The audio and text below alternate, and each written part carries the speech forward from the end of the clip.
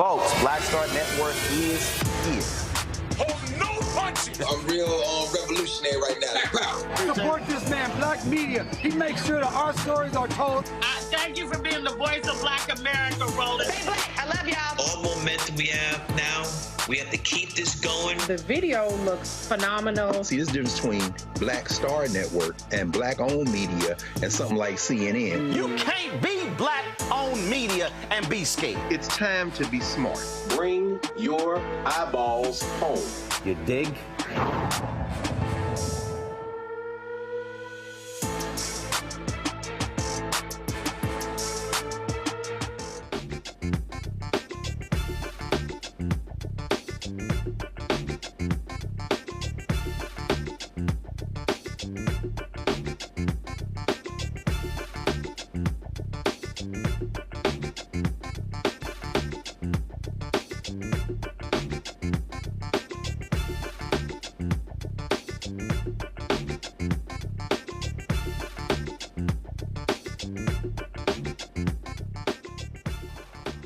Today is Monday, June 17, 2024. Coming up on Roland Unfiltered, streaming live on the Black Star Network. The Texas Supreme Court ruled against Harris County's new guaranteed income pilot program, saying it could be unconstitutional. The Harris County attorney is here to discuss the Uplift Harris program and its future. We'll explain how Maryland Governor Wes Moore pardoned more than 175,000 people over marijuana. A federal court's decision upholds the Florida Congressional Map, eliminating a black district. We'll talk to a Democratic state representative about what this means for the upcoming election. A white Florida teacher gets to keep her teaching license after being fired for displaying a Black Lives Matter flag in her classroom. Plus, Donald Trump had a roundtable discussion at a black church in Detroit talking about the black vote, yet nearly all white folks showed up. I got something to say about the bullshit that we saw on Saturday. Plus, one of Donald Trump's former religious advisors admits to sexually assaulting a 12-year-old girl when he was 21. Party of family values? Oh, it's time to bring the funk. I'm Roland Martin Unfiltered. On the Black Star Network, let's go. He's got it. Whatever the miss, he's on it. Whatever it is, he's got the scoop, the fact, the find. And when it breaks, he's right on time and it's rolling. Best believe he's knowing. Putting it down from sports to news to politics. With entertainment just for kicks, he's rolling. It's on go, roll, roll, y'all. It's Roland Martin, yeah. Rolling with Roland now. He's funk, he's fresh, he's real, the best, you know he's Roland Martin now.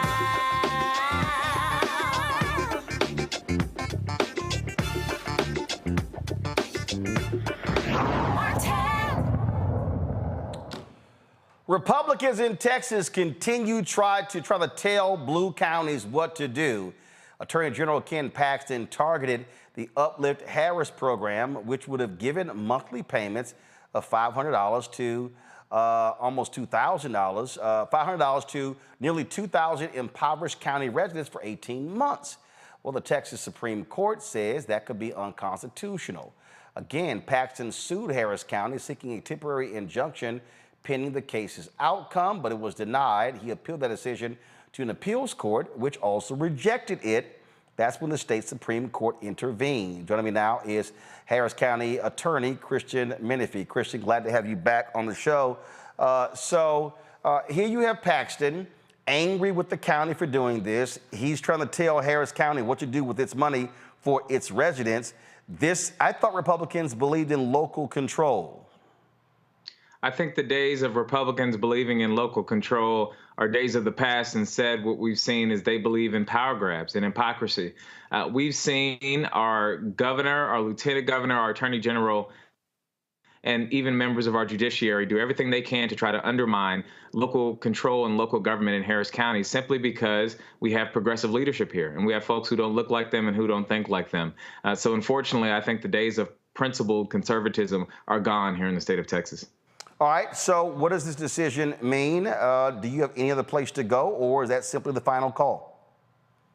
I think the program as it exists today is probably over, and we're going to have to rethink how those federal funds can be best used to serve these populations. But one important thing here, Roland, is we've seen these types of guaranteed basic income programs across the country. This is not unique to Houston. It's in other places in Texas, as well as in major cities across our U.S., including Chicago. There are many places that have rolled out these pilot programs, and they've seen that time and time again, when the people receive this money, they spend it on basic necessities, food, utilities, rent, housing. But instead, we Republican officials out of Austin come in and argue that this is somehow socialism, despite the fact that we have a government at state and federal levels that gives tax breaks to wealthy billionaires, right? That does everything it can to ensure that people who have money keep their money. But the moment that you start giving some families that needed $500 a month, now all of a sudden it's socialism. So we're going to keep figuring out ways to be creative, to help people who are most in need, and to make government be a part of the solution and not, as Ronald Reagan said, the problem. So you say you see similar programs in other parts of Texas, but why is he not opposing those? And how are those programs structured? This is a question that I've been asked time and time again. These programs in San Antonio and Austin and El Paso are structured nearly identical to the program that we have here in Harris County. Yet our Attorney General did not file a lawsuit against a single one of those local governments. Harris County was the first local government in the state of Texas to get a lawsuit from Ken Paxton. I think the reason is because we have local out here who have name ID, who are working to flip the state of Texas, and Republicans know what was said most recently at the Texas Republican Convention here in Texas, which is they know that the road to flipping the state of Texas goes through Harris County. If we can increase the voting margins for certain populations out here in the super populated Harris County, that has the potential to make the state of Texas more competitive. So I think this is Ken Paxton doing his part to ensure that Texas stays a red state. But those of us on the ground know Texas is not a red state. It's a non-voting state. So we're going to do everything we can to try to flip this state, but this is part of them working against that to ensure that certain people don't receive any type of benefit so that they can keep the state red. Well, absolutely, and that's exactly what we see happening. They have been targeting Harris County, Dallas County, Bexar County, Travis County, all blue counties. The largest county in Texas that's still red is Tarrant County. That's exactly right. And, in addition to targeting those areas, I feel like they've been supercharged against us in Harris County, right?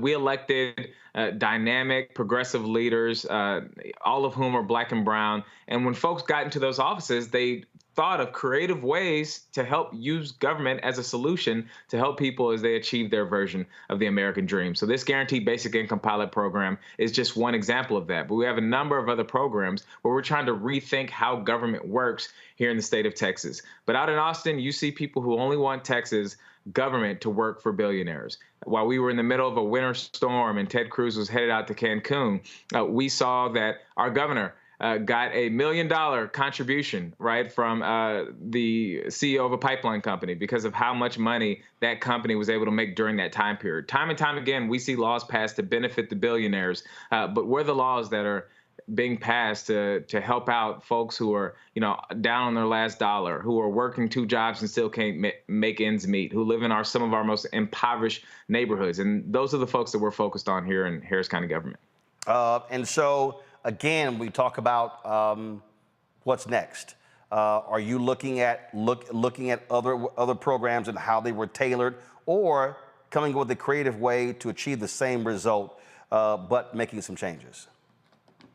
As far as the lawsuit goes, we have one more bite at the apple potentially in front of the Texas Supreme Court.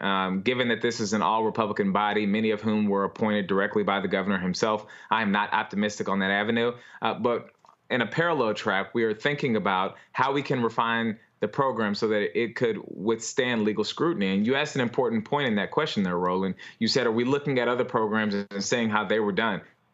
Well, unfortunately, we can't do that. You actually, we froze our there. program, hold on 1 second. You Republican, said, hold on 1 second. Austin. Hold on, Christian, you froze. You said, unfortunately, and then it froze out. Go ahead. Repeat that. Yeah, unfortunately, we can't look at those other programs and try to model our program after those programs because we've already done that. That's exactly how we arrived at this first place. So instead, we're finding ourselves having to come up with a program first of its kind that will hopefully withstand legal scrutiny from the state of Texas. But if I know anything about Ken Paxton, and if I know anything about Greg Abbott, regardless of what program we come up with, we can expect that we'll have to see them in court again. So we stand prepared to do so in the name of helping folks who live in our communities who need the most help. All right, then. Christian Menifee, we surely appreciate it. Thanks a bunch. Thank y'all. All right, folks, my panel on this Monday, Dr. Julian Malveaux, economist, president emerita, Bennett College out of D.C., Dr. Amakongo Dabinga Sr., professorial lecturer, School of International Service, American University, also out of D.C., Jolanda Jones, Texas State Representative, joining us, and lawyer out of Houston. The reality is this here, Jolanda, we see this not just in Texas, but we see this in Florida. We see this in other states, in Tennessee, where Republicans hold supermajorities in the legislature, control the governor's mansion, and then they can run the table. This is why what I keep saying to people is, the first thing is, if you can't take out them controlling the House and the Senate and the governor's mansion, what you have to do is you have to target critical districts so they lose the supermajority. Even if they lose it just in one chamber, that forces them to have to negotiate with Democrats, and they can't do a lot of the crazy stuff that they actually do. Well, for sure, in Texas, they control the governor's mansion, they control the Senate, and they control the House. And what I've seen as a state representative, and also as a lawyer, is that they target Houston and Harris County first, because what they're attempting to do is stifle the black and brown vote. So if people are feeling encouraged because government is giving them $500 whole to help them with their necessities, they know that that will encourage them to vote Democratic. So that's one thing that they're doing. I will also say that they have targeted Harris County. We had some pretty creative voting strategies, and this goes to voter suppression, where we had 24-hour voting. We had a lot of stroll to the polls. We've made sure that we haven't allowed people to vote during after church service, which is something that we've done historically. So they've done those types of things to suppress our vote. And if people don't believe that in 2024 that the Supreme Court is on the ballot, then they are asleep at the wheel. Because here's the deal. As Christian said before, that we have a Texas Supreme Court. We have most of our appeals courts that don't have people of color on them. They're lily white. And this goes up to the Supreme Court. So I believe that all these Republican court bodies, all the way up to the Supreme Court, are going to do the Donald Trump thing, which is to stifle black and brown vote and only show up to caricature us. So that's what they did it for. And I'm going to say it again, that the one brilliant thing about Christian is that he has modeled very many programs after other successful programs across the state. And time after time, the only people that they come after are Harris County and Houston, because they know that as Harris County and Houston go, the rest of the state will follow. So stifle black and brown people in Houston and Harris County, then you will stifle black and brown people across the state of Texas. Amakongo, this is the thing that people need to understand. Texas is 61% minority. Yet 61% of the people that vote are white. We can go to Louisiana. I mean, we can start going all across the South. And the reality is we have to understand you can't be complaining after the fact. You've got to exercise that power.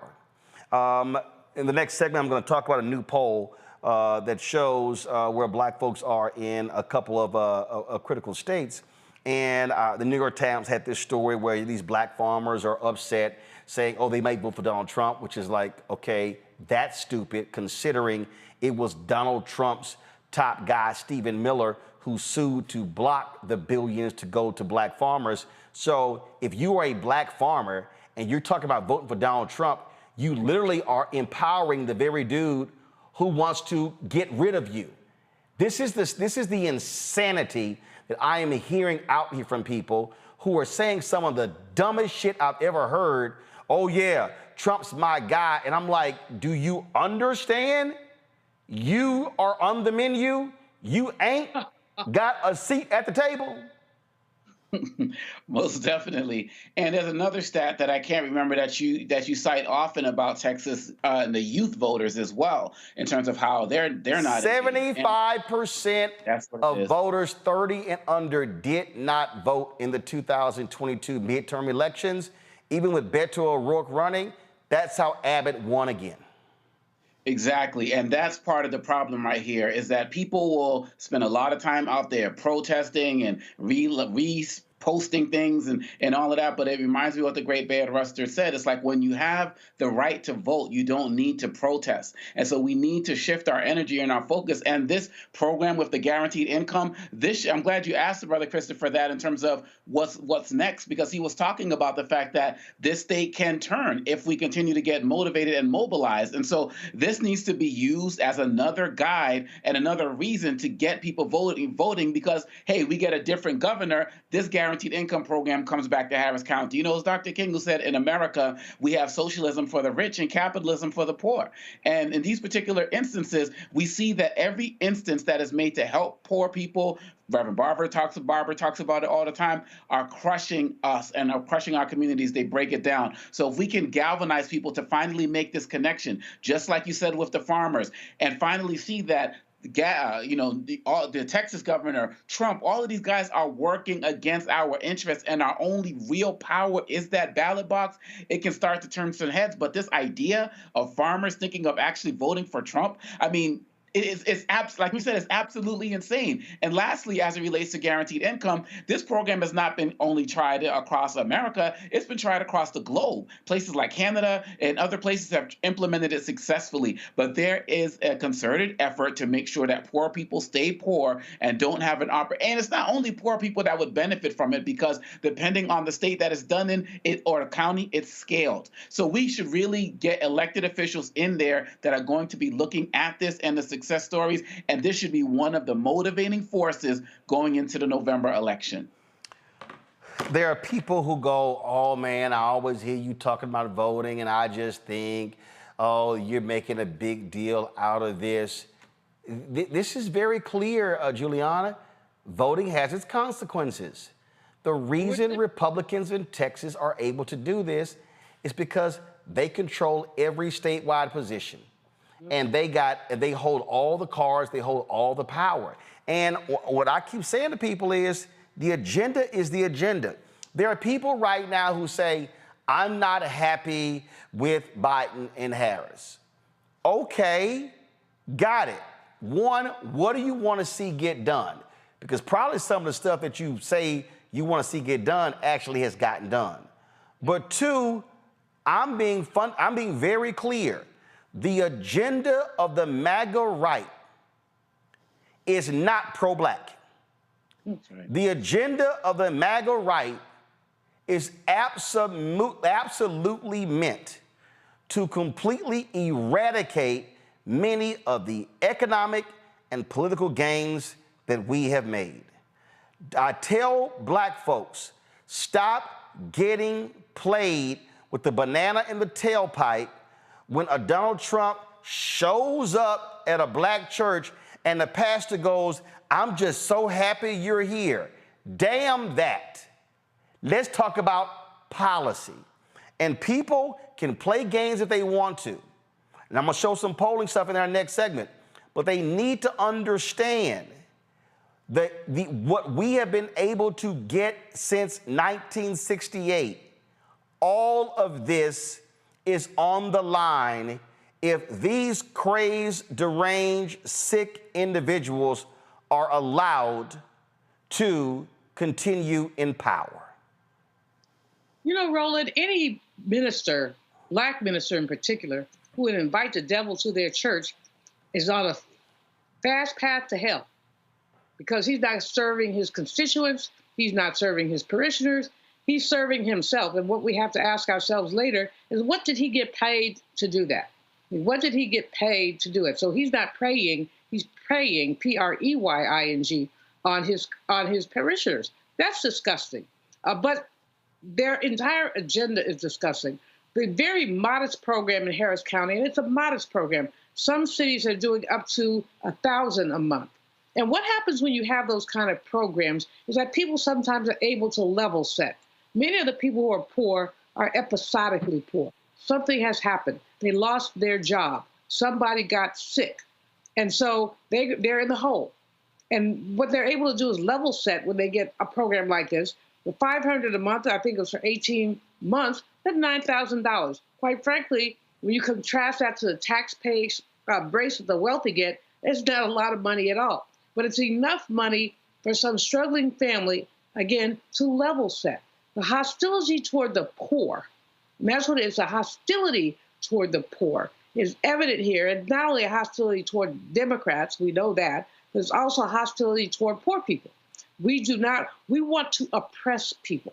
If that orange man has his way, we'll start talking about debtors' prisons and things like that. And we know historically that we start talking about debtors' prisons when we're also talking about is convict leasing. And we've seen that happen time and again, beginning at the end of enslavement, but into modern times, into the 1940s and 50s. Convict people, imprisoned people, assembling furniture, manning telephone lines. I mean, in California at one point, if you had a problem with your driver's license, the number you called might get you to a prison. How do I know? Because I talked to this brother, and he was in San Quentin in this program. And I'm like, yo, dude, where are you?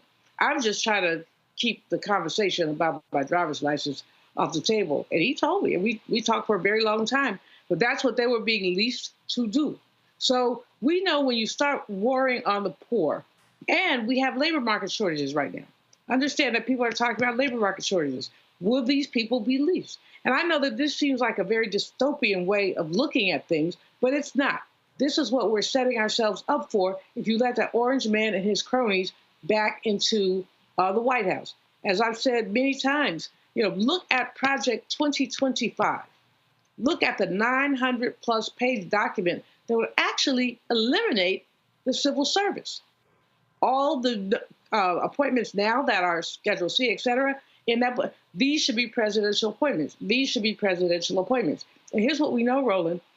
As many as 50,000 people are on civil service, and a disproportionate number of them are Black women. Right. So if that preacher, whatever he did, basically, like I said, he's praying himself straight to hell, and again, right on to Harris County for trying something that's been tried in many other places, and we have to be able to support them so that programs like this can survive. All right, hold tight 1 second. We come back. A new poll specific to African Americans from USA Today Suffolk University shows the work the Biden administration has to do when it comes to reaching Black voters, but it also shows exactly how Black people feel about that thug-in-chief, the convicted felon Donald Trump.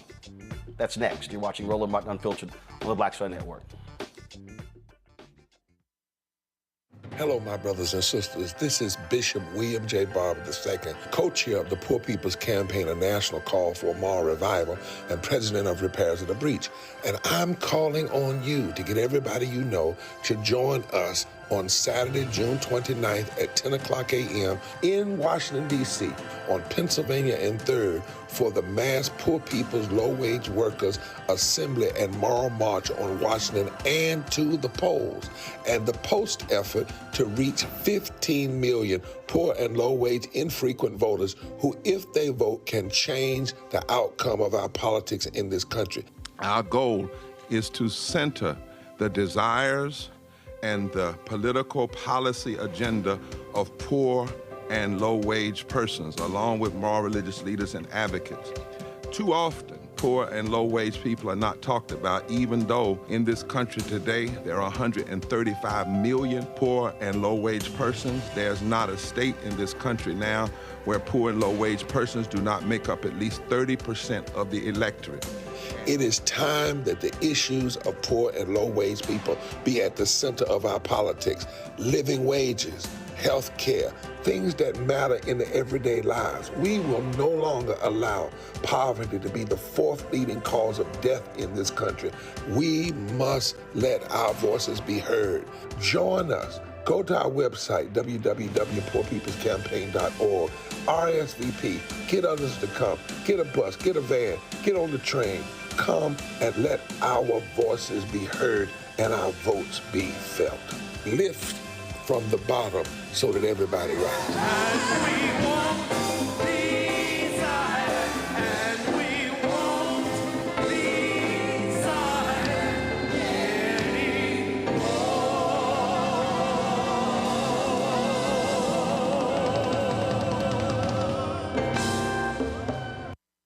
Me, Sherry Shepard, and you know what you're watching, Roland Martin, Unfiltered.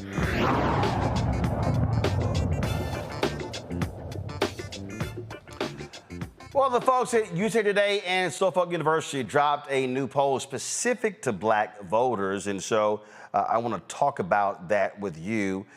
This is the headline right here, key takeaways from a new poll of black voters. Third parties gain ground as Biden struggles to keep his edge. Trump fails to gain ground among black voters. So in this particular piece, it shows off that Biden is sagging among black voters. They polled black voters in Michigan and Pennsylvania, and it shows you the complicated dynamics. They surveyed 500 black voters in each state, taken by landline and cell phone from June 9th to June 13th. The margin of error is plus or minus 4.4%. So here are the takeaways. 76% of those surveyed in each state said they voted for Biden 4 years ago. Now his support has fallen 20 percentage points in Pennsylvania to 56% and 22 points in Michigan to 54%. And then it says the top reason volunteered by respondents in the survey was discontent with the job he's done in the White House, followed by worries about his age and mental acuity. Third was concern about wars, including his support for Israel and the conflict in Gaza. Now, he was viewed favorably 61 to 31% in Michigan, 59 to 33% in Pennsylvania. And then, of course, if you go forward here, you will see that black voters are now sold on Trump. In 15 black voters compared with 2020, 11% in Pennsylvania. 11% in Pennsylvania like Trump compared to 8% in 2020. Now, it shows right here, by more than 2 to 1, Trump drew more support from black men than black women, by 22% to 9% in Michigan and 16% to 6% in Pennsylvania. Now, he's overall is viewed more negatively than Biden. His unfavorable is 3 to 1, 72% to 23%. Pennsylvania is 79 to 15. Now, here's what's interesting. Kamala Harris, according to these polls, is less popular than Biden among black voters. Among black voters in those states, her unfavorable rating is 60% to 24% and 55% to 30% in Pennsylvania. So, President Obama still is very favorable ratings there as well. And so if you look at this here in the ranking in Pennsylvania, favorable to unfavorable is Obama highest, Biden second, Kamala Harris.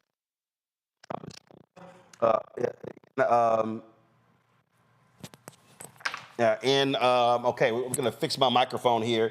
What this shows you right is that the Biden campaign, that first thing, concerned about the job that he's doing, where I have been saying this repeatedly, they have failed Congo to message what they've done.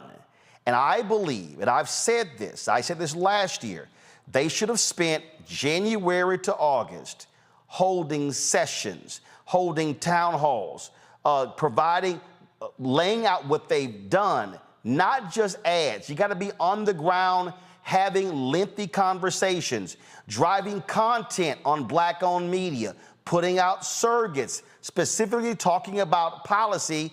They haven't done that. And I believe it was in Pennsylvania a couple of weeks ago when you were talking about your frustration with them having an event and not even letting the Black Star Network or other Black media know, basically until the day of, and you're like, I could have been there. So really, I'm just hoping, Roland, because you've been talking about this for so long and they've been so slow to wake up to it. I just hope it's not too late. When I see what they did, last week at the Concerned Black Men, the other event, in Atlanta when they're talking to the Earn Your Leisure brothers and stuff, hopefully that they're doing more of that. There needs to be somebody who has a regular appearance on this show, a weekly appearance, like I see, Buttigieg and all of these other guys on other networks, regularly, Mitch Landrieu and the others. They definitely got a late start. And, the Trump folks, they stay committed. We're dealing with a guy who basically has, between the National Enquirer, the Wall Street Journal, and the New York Post, he has his media wing, to help him put out all types of stories. And they're pushing them to so many parts of our community. And so I believe that the Biden administration, it needs to go into overdrive. I definitely believe that some of these numbers in terms of how Black people look at Biden versus Trump are not entirely accurate, but it doesn't matter because, as you've always said, this election is going to be played out on the margins. And one of the things I don't want the Biden administration to do is kind of say that, well, we've kind of dropped the ball, we missed the mark with Black voters, and so now we're just going to focus on the independent voters. Now we're just going to focus on the Nikki Haley voters. Now we're just going to focus on those guys who can be swayed, because if more Black people start to feel like the attention they already were not getting is actually starting to be diverged more towards other groups, then it is going to be a wrap. So I believe that they got off to a late start. It's not too late to turn it around, but they need to go into overdrive, and they need to be aggressive with Black media markets, starting with the Black Star Network, where over 60% of viewers are Black men. See, this is the thing that, again, I don't understand why this is so difficult, Julian. And this is what I mean. If somebody says, I'm not happy with the job that you're doing, I then go, okay, what specifically?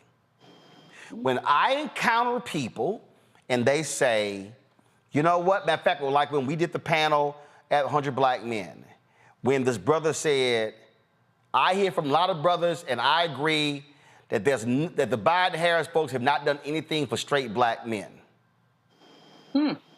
Now, I then said, what would you like for them to do? Then when he stated that, I said, got it. They've done this, this, this, this, this.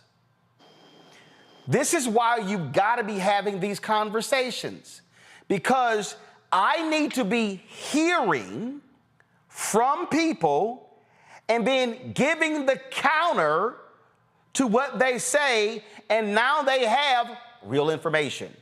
How do we know that works? Terrence Woodbury's research shows it. The focus groups that he's done, they say people go, man, I ain't feeling them. They ain't done this, this, this, this, this. Then when told they did do this, this, this, this, the focus group flips. This ain't complicated. But you cannot do that just running a 30-second ad. You've got to be on the ground. The Biden-Harris campaign, and I haven't seen it. And yeah, I thought that was a piss poor launch, Blacks for Biden-Harris, and some campaign folks were like, oh, I was very satisfied. I'm like, the hell were you looking at? My deal is, and then there were some events that happened that weekend in Virginia. Okay, who did y'all tell? Who did y'all tell? They're right. This is what I should be getting right now. I should be getting in conversations in 10 cities this week. And they're going to be live streamed. And then here are the 10 cities we're in next week. Not just what the vice president is doing, but I'm talking about getting with your partners. Okay, if I'm the Biden-Harris campaign And I'm trying to do this in Houston. You know what I'm saying? Hey, Jolanda, I need you to do one of these events in your district. Mm-hmm. So wait, hold on. I'm going, Julian, I'm going to come back to you. Julian, this is the problem that I'm not seeing that. And I know some people are going, oh, people are not paying attention. It's too early. They're paying attention, Julian. But the campaign, they're trying to run a 2020, 2016, 2012, 2008, 2004, 2000, 1996, 1992, 1988, 1984, 1980, 1976, 1972, 1968 campaign, and you can't run that in 2024. No, Roland, you're absolutely right. I mean, Oma Congo gave a series of very important suggestions. Cabinet members showed up on this show or other shows on a weekly basis. I see them, Buttigieg shows up a lot. I see him showing up a lot. But how about empowering some other people? How about reaching out to Marsha Fudge, formerly at HUD, and said, Marsha, come on and be a surrogate for us. She did such a great job at HUD. She could do that. And Adrian Todman, who basically succeeded her at HUD, is also an excellent communicator. I mean, what is not excellent is the way the campaign is being run. They are not paying attention at all. They are simply, and you say 2016, how'd that turn out for y'all? I mean, when you think about the fact that Hillary could have won, but she did not pay attention. Hold up, and guess what, Julia? Guess what? And I told everybody this here. I told y'all this. In 2016, 60 days out, we were at Congressional Black Caucus Foundation, AOC, and I'm sitting at the table of Congressman Jim Clyburn. Congressman Clyburn had his table come to the back. Now, we thought we were going meet and greet with Obama. No, it was Hillary. And she was doing photos. And so I told my wife, I said, yo, I need you to go in front of me. I need you to go introduce you first. I need to say some stuff to her. So I'm being straight up. So she comes up. Now, mind you, that was a Saturday. I told the black people on the campaign on Thursday, I said, y'all, this is what I'm going to do. I said, now listen to me clearly. I'm going on MSNBC Friday, and I'm going on MSNBC Saturday morning, and I'm going to say this. I was very public about it. So I told, these are the black people on the campaign. So then Saturday comes, and so my wife introduced, we take a picture. I say, and I need everybody to listen to me. This is Hillary. This is how close Hillary was to me. Let me put it right here. I said, Senator, I need you to understand something. There is significant energy on his side and not on yours. I said, I can't even get black male surrogates to come on Tom Joyner Morning Show and to come on my TV One show. I said, Senator, I'm telling you, if your campaign does not change, you are going to be a bridesmaid again. She goes, Huma, Marlon, I need y'all to talk to Roland. So I go over. She's taking more pictures. I'm talking to Huma and Marlon Marshall. Marlon Marshall was the highest ranking African American on the campaign. He had this constipated look on his face. He was like, he was mad as hell that I had the audacity to say what I was saying. And I said, I need y'all to understand something. Y'all got a black male problem. I said that was a 9-point gap between black men and black women in 2012 with Obama and Romney. I said, y'all are not listening to the ground. And so, Huma, Marlon. Then Hillary finishes photos. She comes over and she says, if Roland is not getting these people on his show, others clearly are. Marlon don't say nothing. He like a mute. Wow. Huma goes, Madam Secretary, we're going to get it taken care of. She goes, get it done. That's what Hillary says. And she walks off to go talk to then Congresswoman Marcia Fudge. Y'all, this is no lie. This was a Saturday night. I got the emails. The next day, I'm like, can y'all get me Alvin Brown, former mayor of Jacksonville, or some other, because Huma asked me, well, when you say black men, do you mean like members of Congress? I said, no, not members of Congress. I said, they can't message this. I mean black entrepreneurs, other black men, grassroots activists. I said, y'all got John Legend, y'all got Magic, y'all got other people, how y'all not using them? Y'all, no lie. Next day, oh, by the way, before we go to the next day, then the emails start flying around.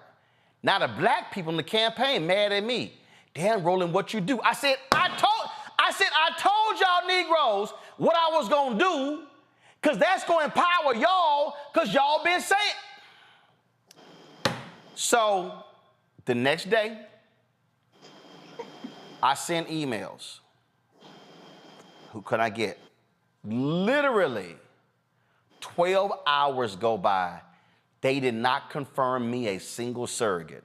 I think I ended up calling Donna Brazile, saying, hey, can you come on Tom Joyner on Monday morning?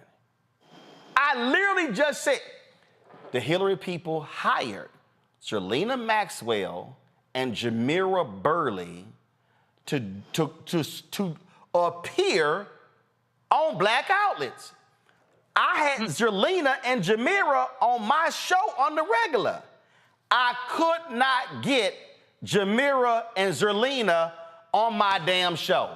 And that's why they were brought on the campaign. Because you had some white girls who were over black surrogates who didn't know black people and who didn't know black media. But you know what, Roland? The problem with the Hillary campaign, and it's going to be the same thing with the Biden campaign if they don't straighten up and fly right, the problem is that they were arrogant. They basically took the black community for granted.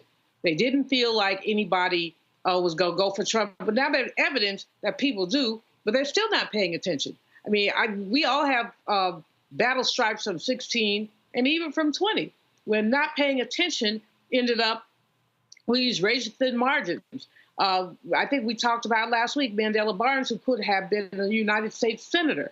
But in Wisconsin, as an example, you know who they sent to organize Milwaukee? 2 little vanilla girls, one of whom was afraid. She didn't last a month. She was afraid of the neighborhood. She was afraid of the black people. As she ran with her tail tucked between her legs out of there within 30 days, her other little friend, and they were both very young, recent college graduates. Come on now. Again, the campaign, if they want to get reelected, and we want them to get reelected because, you know, we know what time it is. I read Project 2025. You know, we do not want that crazy man in the White House. He's already said he's going to be a dictator from day one. What do we know about power? But I don't even. Nobody gives up power. So if you're dictator day one, you're going to be dictator for the rest of the month. But Julian, I don't actually even have to make the argument about how awful Trump is. I could actually say this is what has happened under Biden and Harris has been beneficial. Jolanda, the reason I laid out what I just laid out is because, okay, so this is middle of June. So you got July, August, September, October, and then you got the week in November. So you really got 4 months and 3 weeks. Again, this is just me. Maybe I'm crazy. Maybe I'm crazy, Jolanda. Maybe I'm crazy. But you ain't crazy. No, follow me. Maybe I'm nuts. But if I'm sitting here going, okay, all of the black state representatives, state senators in Florida, I'm gonna say, can each one of you do a town hall once a week? So you got this week, this week, this week. That way, boom. And what you're doing is you take it to the community. You know what you're doing? You're pulling data going, okay, here are the precincts. Got it. In these 3-4 precincts, turnout was 28%. We want y'all to hold the thing in this precinct. But that's too much like right. You ain't crazy. We siblings from another mother. They don't listen to us, right? So I'm sitting up here chomping at the bit because here's what I know as an elected official in Texas. We literally have 16 Black Democratic state reps. We are on the ground. Take me, for example. I had a primary. I didn't have an opponent. I didn't campaign. I had 11,000 voters, right? And didn't have an opponent. I know what's going on in House District 147. I literally told the Democrats, hey, we got a Black problem. We got to talk to Black people. And GOTV costs money. Even if we go back to Beto in 2022, we told Beto he was a fundraising machine, a fundraising machine. I said to Beto, if you contribute to my campaign, $85,000, I can get the voters in House District 147. I can cover the polls, all of early vote. I can cover the polls on Election Day, and I can get you on Black TV and Black media because that's my base, right? Beto was like, no, I ain't gonna spend no money on that. So you have white people who think they know Black people, and they use, like you said, these strategies that I guess worked back in the 90s or 2000, and they're just not listening. Even now, when you talk to the Texas Democratic Party and you're saying, hey, we got a Black problem, and you can see that it's not just in Texas, it's across the country, then they want to ostracize you. When the president comes to town, don't even tell Black elected officials, don't invite us, say, hey, you got to give money. Let me be clear. My constituents love me, right? The Black community in House District 147 loves me. If I go and say, hey, Biden did this, and this is how he helped you, and I'm on the radio saying it, and I'm having town halls. I'm about to have a town hall this week on Thursday. I'm in connection. I'm in communication with my constituents, but the party doesn't want to listen to it. And then when we say stuff to them, then they don't want us to speak at the convention because they want for us to sign off on their archaic and culturally incompetent campaigns. And let me tell you something, Roland, I absolutely agree with you that we are running out of freaking time. We just are. I could be a surrogate. Senator Miles, your frat brother, could be a surrogate. Senator Royce West could be a surrogate. Now, they use Royce because Royce has been around for a long time, but there are people they literally do not use because they've decided that the only people that they want to promote or they want to have speak for them are people who parrot what they say. And when I say to them, you're not talking about things that resonate with Black people, we are struggling. A lot of us aren't not voting because we don't believe in the process. Hell, we trying to pay our rent. We trying to pay our mortgage. We trying to pay our car note. We trying to pay our daycare for kids. We working overtime. So it's not that we're not paying attention because we don't care. We're not paying attention because we are living day-to-day life and we struggling and having programs canceled that will give us $500 a month.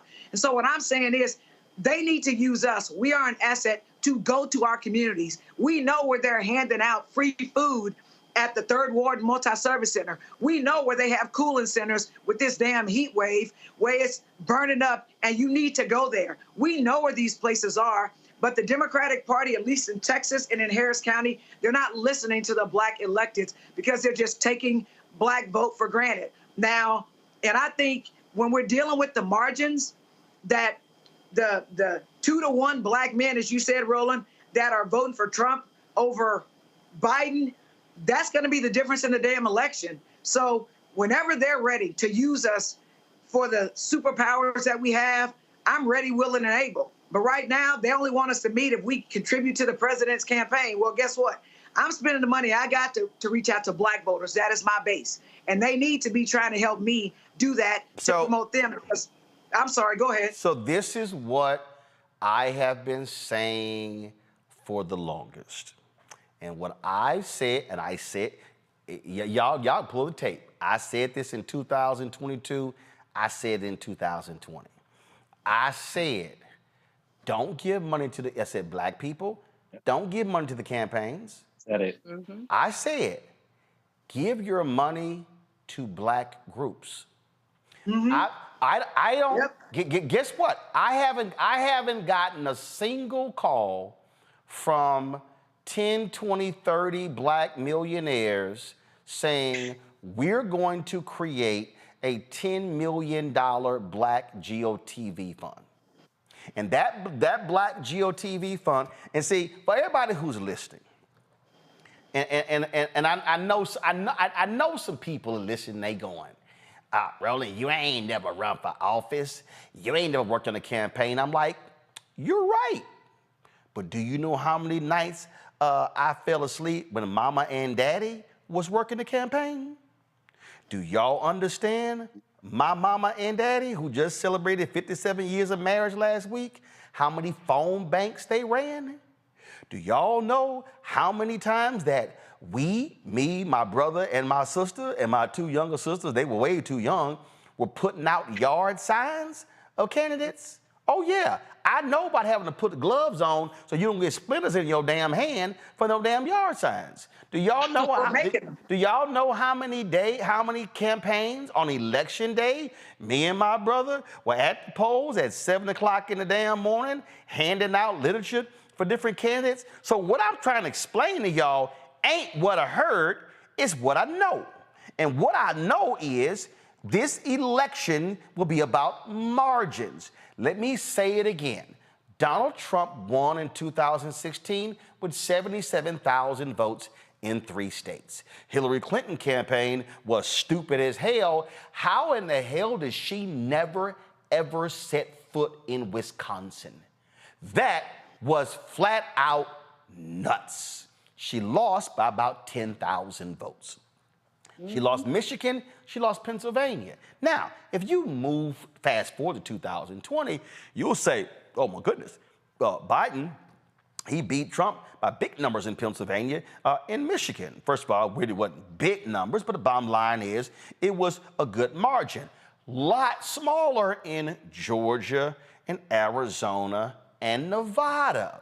Now 2024 is different. You got Muslims pissed off and they like, hell, we ain't voting for you in Michigan. That means your margins are going to be lower than what it was in 2020, which means you're going to have to maximize black voters, which means that what are the conversations that you are having?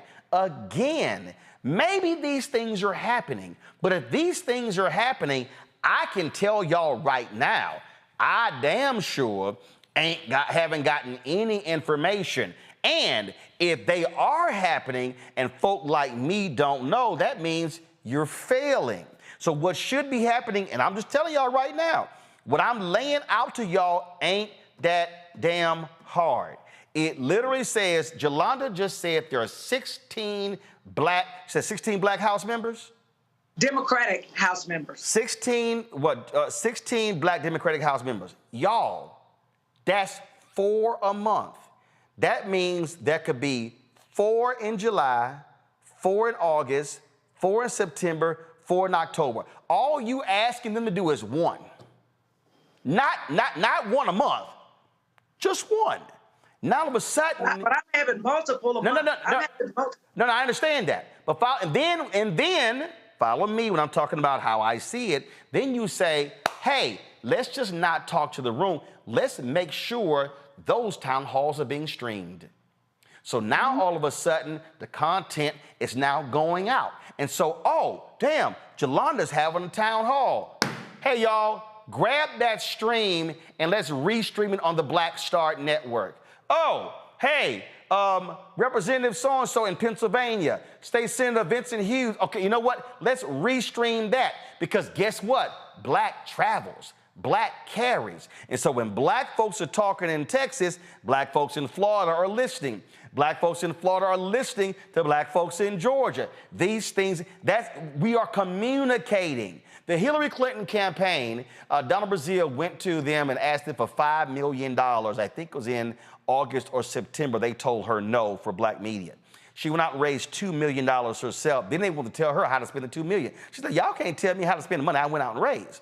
Now, they complain that she gave, I don't know why she gave money to these black media people in Illinois. Well, because they didn't quite understand that you had local campaigns in Illinois, because everything just ain't about your presidential campaign. If you're getting the votes out for the local campaigns, it's also helping you in terms of your ticket as well. But what she also understands is that if you're taking care of black folks in Chicago, black people in Chicago communicating with black people all across the country. Those stories are being spread. The Atlanta Star, when they do stories, they got a massive email list. That thing is going out. It's going out.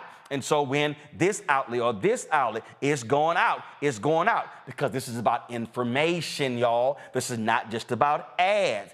Don't just come over here praising Juneteenth. No, talk about the economic piece. When I say the economic piece, Kamala Harris said this in Detroit when she said 41% of black-owned businesses during COVID went out of business. We have brought back 75% of those 41%.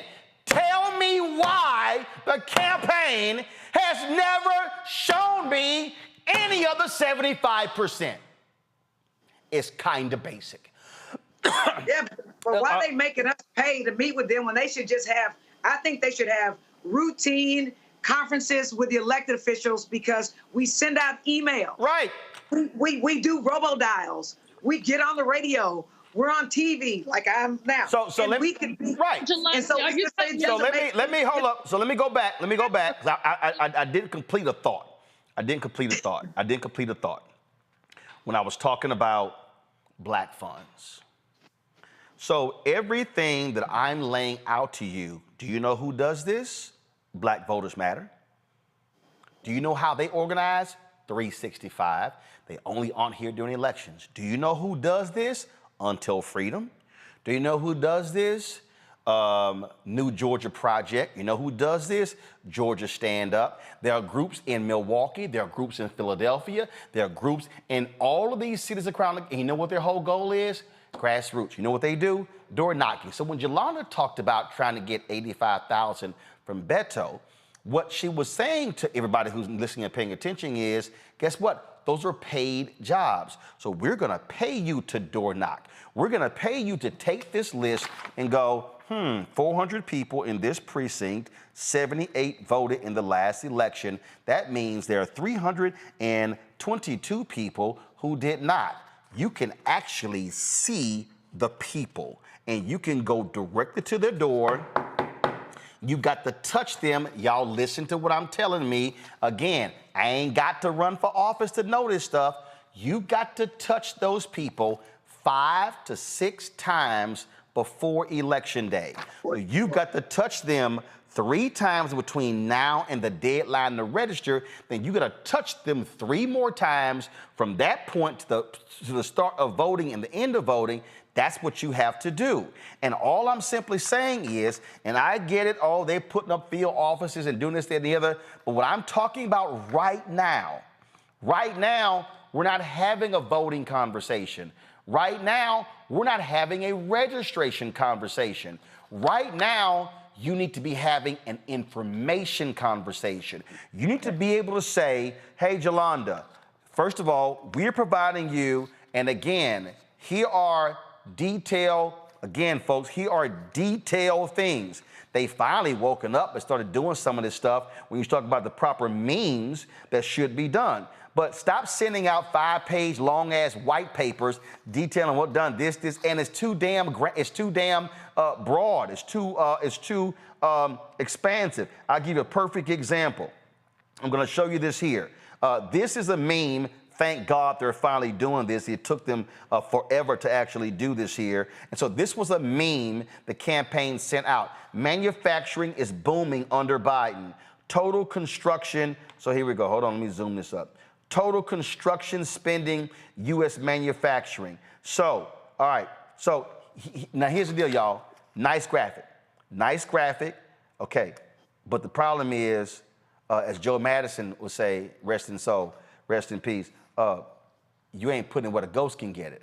So what you have to do is you then got to say, Yolanda, we have here the numbers, here are the manufacturing jobs created in Houston. And we say Houston, here are the areas in Houston. Here are the manufacturing jobs in Texas. So when somebody says, well, man, I ain't seen it. So then when somebody says, well, you know what? It happens all the time on my Instagram. I ain't met nobody who got student loan debt relief. Then all of a sudden, me. When Vice President Kamala Harris was in Atlanta on Friday, she specifically mentioned, hey, I'm sure y'all got some friends or family who got student loan debt. And so people start clapping. That's what she should have said. Hold on. She should have said, 1 second, turn the lights up. She should have said, turn the lights up. She should have said, first of all, the first group that I want to stand up, if you personally have gotten student loan debt relief, please stand up. Boom. Then she should have said, those of you, Julian, you got to turn that damn clock off. Every damn time you on, that damn clock rings. I don't know how to turn it off, Roland. Oh my God, you drive me crazy with that goddamn clock every Monday. Anyway, okay. Then the next thing is, I've been wanting to say that for about 3 damn months. I'm like, her that clock, it's 7 o'clock. Then the next thing is, okay, are you the mother or the father of somebody who's got student loan debt relief? Stand up. Now, why do you do it this way? Because it's dramatic. And then you say to all the media folk, now you go talk to those folks and talk about student loan debt relief. They keep missing it. I just sit here and I'm like, my God, please, you gotta put it where the goats can get it. You gotta make this thing plain, and you got to make it personal, and you got to make it personable, and you got to be sending folks out there. You got to be saturating the ground, and then you don't run from questions. Stop having town halls where you don't take questions. I ain't afraid of no questions. I had a brother at the 100 Black Men deal, and Antoine Seawright said, well, I ain't gonna deal with that straight part. I said, hell, I will. See, I ain't afraid of nobody asking a question. You gotta be able to give it to folk on the spot, and that to me is the struggle. And guess what? The data is there. They are in low 60s. 62% of Black people said they're likely going to vote. I keep saying the couch is real. The couch is real. It is an option. And it's not just Cornel West or Robert F. Kennedy, it's the couch. But you've got to make it plain to people that the couch is not an option. And in fact, you got to take on the couch. You got to take on the couch. You got to you know what? And again, I don't do commercials, but if I was doing a commercial, you know what I would do? I would sit here and I would have a camera. It's on a Black family sitting on a couch. And then all of a sudden, and it's like people are frustrated, they're concerned. But you know what? We did this. We did this. We did this. We did this. Trump wants to get rid of this. He wants to get rid of this. He believes that anti-white racism is more important than it is Black racism, when hate crimes are impacting African Americans more than anybody else. I don't understand how last week the Department of Justice issued a Patterns and Practices report on a Phoenix Police Department, and we didn't hear a damn thing coming from Karine Jean-Pierre at the White House podium. I don't understand how they keep putting people in jail, wardens and jailers in the Department of Justice, and hell, Karine don't say a damn thing from the podium. Listen, if you are holding people accountable, you can tout money for more cops while holding folks accountable. And guess what? Maybe if you explain all the stuff that Kristen Clark and the DOJ and the Civil Rights Division are doing, then people might not think you ain't done a damn thing on criminal justice reform. But you got to open your damn mouth and make it plain. Final comment, Julian, I'm a Congo, Jolanda, before I go to break. I had a question for Jolanda. She said that the party was making y'all pay money to meet with candidates. Oh, I really need clarification on that, because that's when the federal people come. When the president comes or Kamala comes, they say you got to give money to meet with them. What kind of sense does that make? It doesn't make a lick of sense. You literally have the elected delegation go speak with them so that they can give us talking points. It's the dumbest shit I ever heard in my life. Doesn't make a lick of sense to me. And they're literally terrified of differences of opinion. It's almost like we're Republicans where they expect for you to be sheep. The party needs to listen to what the real problems are, sort of like you listen when somebody is an addict. You've got to acknowledge you have a problem, figure out what the damn problem is, and deal with the problem. The party doesn't want to hear that. They want people who say, yeah, you're right. And it is absolutely either disenfranchising Black people. I'm about to make this word up. It's causing Black people to just not care about the party because they think they don't care. And I think we need to tackle the problem head on, and they need to stop making us pay to meet with the president or his surrogates so that we can go carry their damn water. Doesn't make a lick of sense to me. That I had misheard you. I was praying that I had misheard you because that makes no sense at all. Well, the entire case that's been made here makes no sense if people care about outcomes. And the outcome must be that that orange man cannot go back into the White House. That must be the outcome. And I think, Roland has laid it out. Everybody on the panel has laid it out. But who has not heard us is the Democratic Party. And I mean, I'm a yellow dog Democrat. I mean, I'd vote for a yellow dog Democrat, been one all my life. But the Democratic Party is letting us down. And that's the challenge, and that's the problem, is that they're letting us down with their piss-poor campaigning. I didn't say that. Yes, I did. With their piss-poor campaigning, with their myopic view of how campaigns are supposed to be run, and with basically an ignorance, tone-deaf ignorance about the Black community. So, Roland, you keep doing what you're doing because it's important. I think that it was so important last week to see the vice president at the 100 Black Men. It's so important to see her and the others, and I hope that people are paying you. That's all I'm saying. I hope that people are paying you because they're paying everybody else. Trust me, we're still waiting. Makongo, go ahead.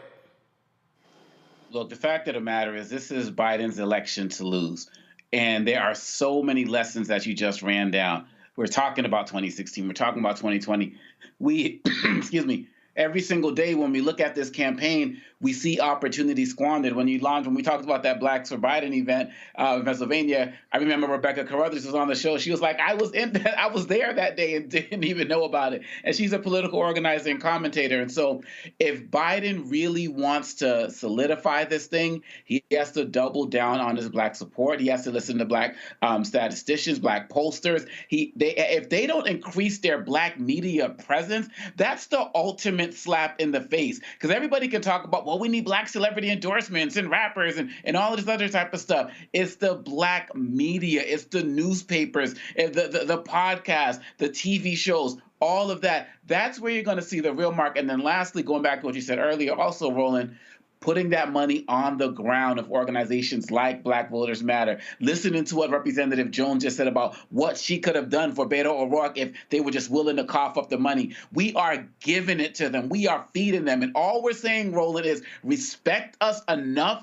to give us that damn money and give us that damn time, and we'll work wonders for you. And if they don't listen, it's on them. Jelana, go ahead. Yeah, and I was just saying, Roland, people think that people just come out to vote. As a person who grew up poor, my mom was working overtime. She done forgot about stuff. She's struggling. She worried about whether the lights gonna get turned off. It costs money to get out to vote. GOTV is not free. These campaigns are paying people. They paying people who they think are important, and they paying the wrong damn people. I'm gonna say this one more again. That's Ebonics. They need to pay us to help us get the vote out. In my district, I know who likes me. I know who doesn't like me. I know who voted. I know who didn't vote. I know the issues that resonate in my district. I know the issues that do not. I just know those things because I have a politically scientific campaign, and I have very good people. And as I said, I do robo-dials. I do radio. I do little commercials. I do Facebook ads.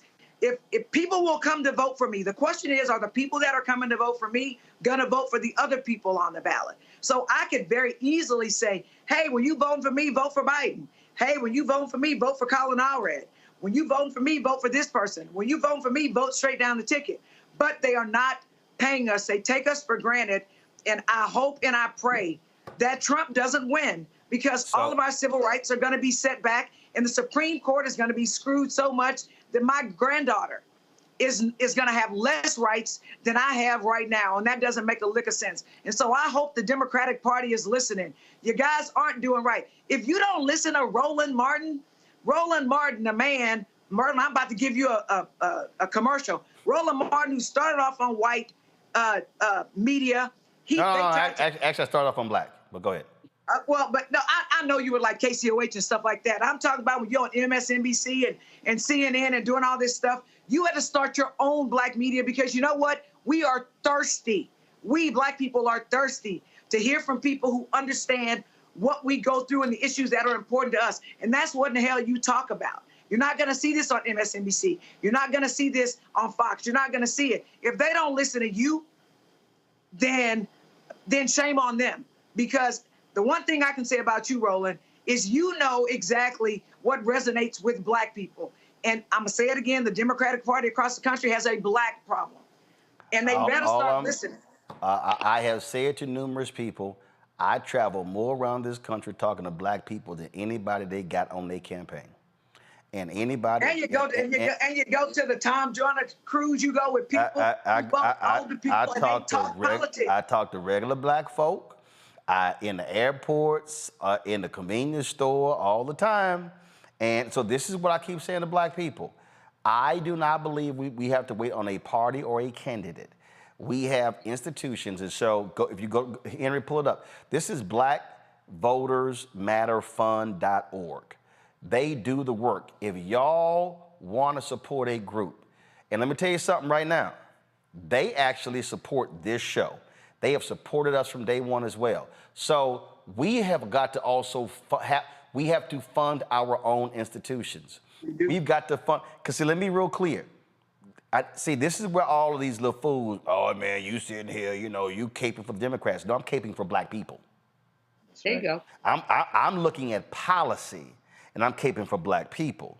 And so we need to be, if you're gonna sit here and give money to a candidate, I say give it to blackvotersmatterfund.org. Give it to Repairs of the Breach, the Poor People's Campaign, because they're trying to mobilize poor and low-wage workers in 15 states across. Y'all, there are people who are actually doing the work, who understand the data, and we don't have to explain to them how important black people are. And so let's make that happen, because again, this is about us. This ain't about Biden, not about Trump. This is about us. But we also have to understand whoever wins is going to have a direct impact on us. Got to go to break. We'll be right back. Roland Martin Unfiltered on the Black Star Network. Support us by joining our Bring the Funk fan club. Your dollars, like you just heard what I just said there. I'm telling y'all, without our fans, we're not here almost 6 years later. Y'all have been the difference for us. So your check and money order to P.O. Box 57196, Washington, D.C. 20037-0196. Cash App, $RM Unfiltered. PayPal, R Martin Unfiltered. Venmo is RM Unfiltered. Zelle, Roland at RolandSMartin.com, Roland at RolandMartinUnfiltered.com. We'll be right back. Now streaming on the Black Star Network. We look at all of the best mans, the movies, and then, of course, series on Peacock. Why do you think it resonated so well? Well, I think it's a reflection of us. You know, I think it's a reflection of authentic black people, the way they see themselves. And in some instances, aspirationally so.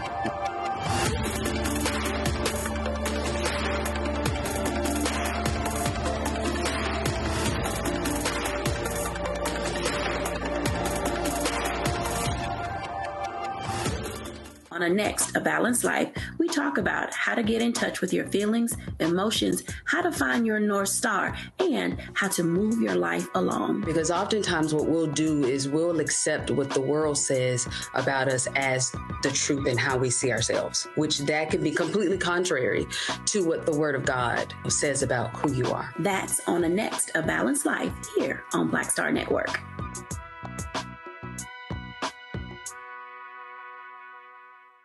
Carl Payne pretending to be Roland Martin. Holla! You ain't got to wear black and gold every damn place, okay? Ooh, I'm an alpha, yay. All right, you're 58 years old. It's over. And you are now watching Roland Martin Unfiltered. Uncut, unplugged, and undamn believable. A federal court rejected the request by voting rights groups to reconsider a ruling that upheld the constitutionality of the Florida Congressional Redistricting Map. In March, the three-judge panel ruled that the plaintiffs had not met a key test of showing that the legislature acted with racial motivation. The case stemmed from a redistricting plan that Governor Ron DeSantis pushed through the legislature, which focused on overhauling North Florida's congressional district 5. Florida State Representative Michelle Rayner joins us now from Pittsburgh. First of all, it's clear the racial plan was to get rid of a black district. That's kind of clear. Yes, Roland, it's so good to be with you. I was a member of the legislature when this happened. I was on the House floor watching in disbelief, and I want to actually quote from the opinion. The opinion says that even though DeSantis acted with some unlawful discriminatory motive, we can sit that right there, in creating the congressional map, that does not mean the Florida legislature shared that motive in passing and adopting it. As a Black woman member of the Florida legislature, I can unequivocally tell you that the white Republicans, the supermajority Republicans, did share that motive in making sure that Black voices were diluted and making sure that this was discriminatory on its face and in practice. But so when you see this Florida appeals court, you got to say, what the hell were y'all paying attention to? Correct, because literally, and I want to kind of, if I can, I want to walk us back to how we even got here. As you probably well know, it is unprecedented for a governor to get involved in the redistricting process. The redistricting process is a process that lies with the legislature. It lies with the Florida House. It lies with the Senate. They have a map. We have a map in the House. We come together and we pass a map. And so when the governor got involved, it literally was incredible because no one understood what was really happening because it had never happened before. So Ronald DeSantis, because I don't really call him governor, got into this process. And you have to remember at the time, this is when Florida was leading with a slate of hateful bills that were diluting the history of Black people, that was diluting the Black vote. And so this was just another part of this insidious, pernicious, hateful, whatever adjective you want to add, plan to make sure that Black voices were not represented. And it literally jumped out of every hearing that we had about this plan, floor arguments. So I don't know what they were listening to. I do know that some folks may have been appointed by certain people with certain letters behind their names that are not D's. And so maybe that is what they are leaning into, but I can unequivocally tell you that this map was done literally to make sure that Black people were not represented in the state of Florida.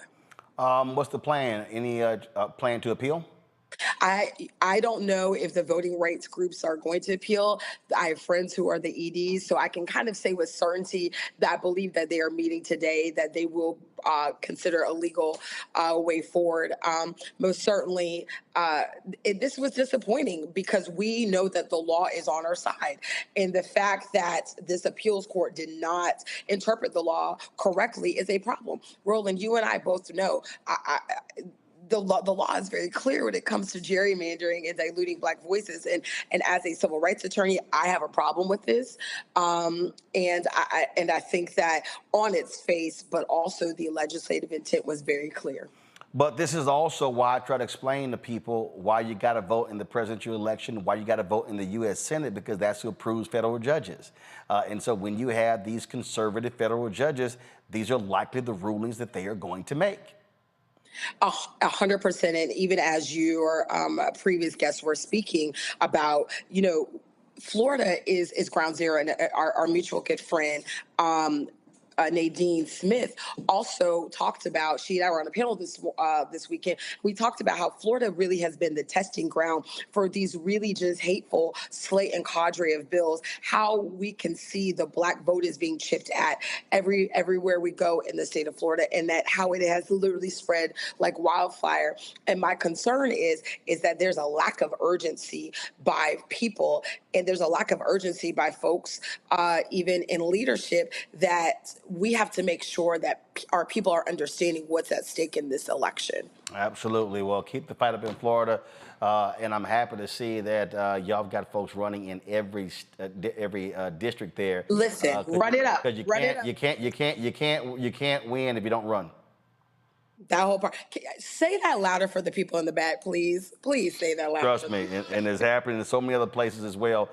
So there you go. All right, we appreciate it. Thanks a bunch. All right, keep it up. Folks, when we get back, Governor Wes Moore signs a huge executive order today. We'll talk about that. Plus, Trump courted Black voters at a church in Detroit. But there weren't no Black people there. Well, I got something to talk about. We'll be right back on Roland Martin Unfiltered on the Black Star Network.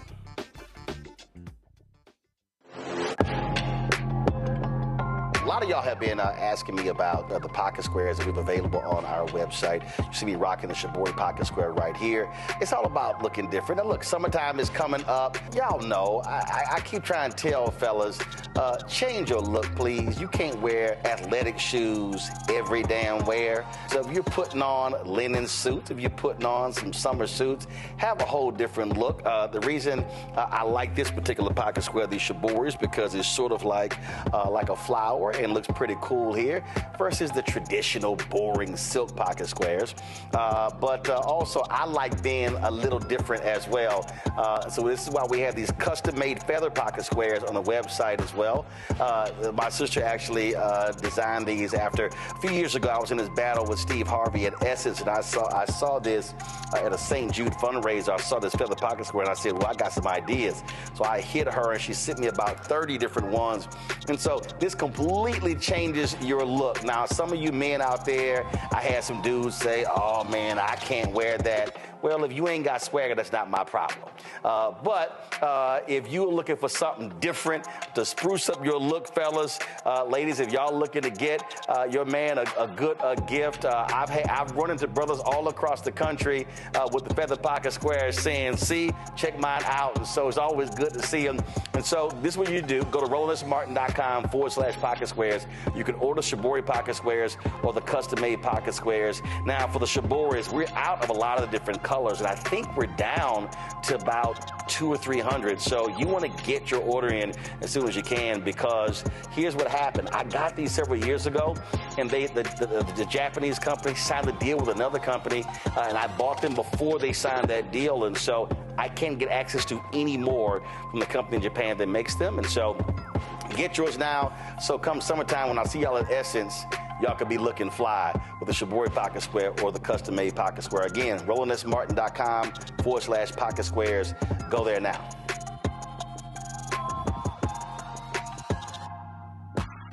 What's good, y'all? This is Doug E. Fresh, and you're watching my brother Roland Martin Unfiltered as we go a little something like this. Hit it. It's real.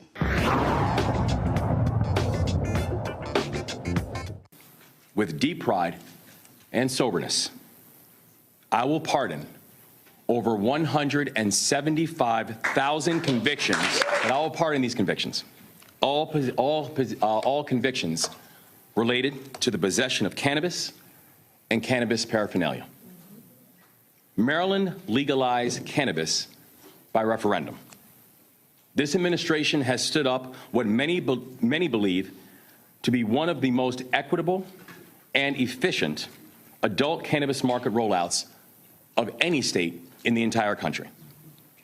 In March, we conducted our first adult use cannabis licensing round, and all 174 licenses were awarded exclusively to social equity applicants.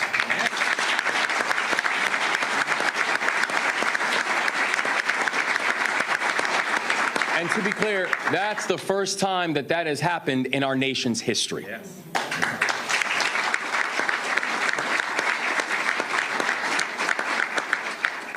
And yet, we know that legalization does not turn back the clock on decades of harm that was caused by this war on drugs.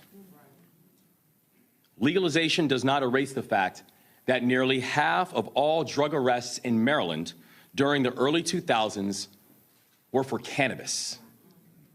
It doesn't erase the fact that Black Marylanders were 3 times more likely to be arrested for cannabis than white Marylanders before legalization. It doesn't erase the fact that having a conviction on your record means a harder time with everything,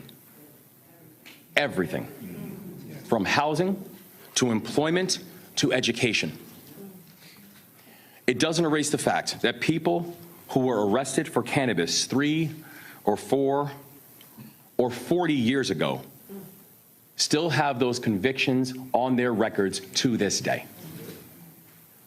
We cannot celebrate the benefits of legalization if we do not address the consequences of criminalization. Well, with the mighty pen, Governor Wes Moore of Maryland pardoned thousands of folks with marijuana and drug paraphernalia convictions. Moore isn't the first governor to issue mass pardons over marijuana convictions. The governor of Massachusetts issued a blanket pardon in March affecting hundreds of thousands. But you see that this goes beyond just pardons. It also talks about those dispensaries and people who are being able to take advantage. This is a huge, huge deal here on Congo. Because this is also what happens when you have a Black governor and who understands this, because part of the problem here, Black people, more than anybody else, greatly impacted by people going to prison due to marijuana. But when it came to legalization, it was not Black folks benefiting financially from these different dispensaries and licenses.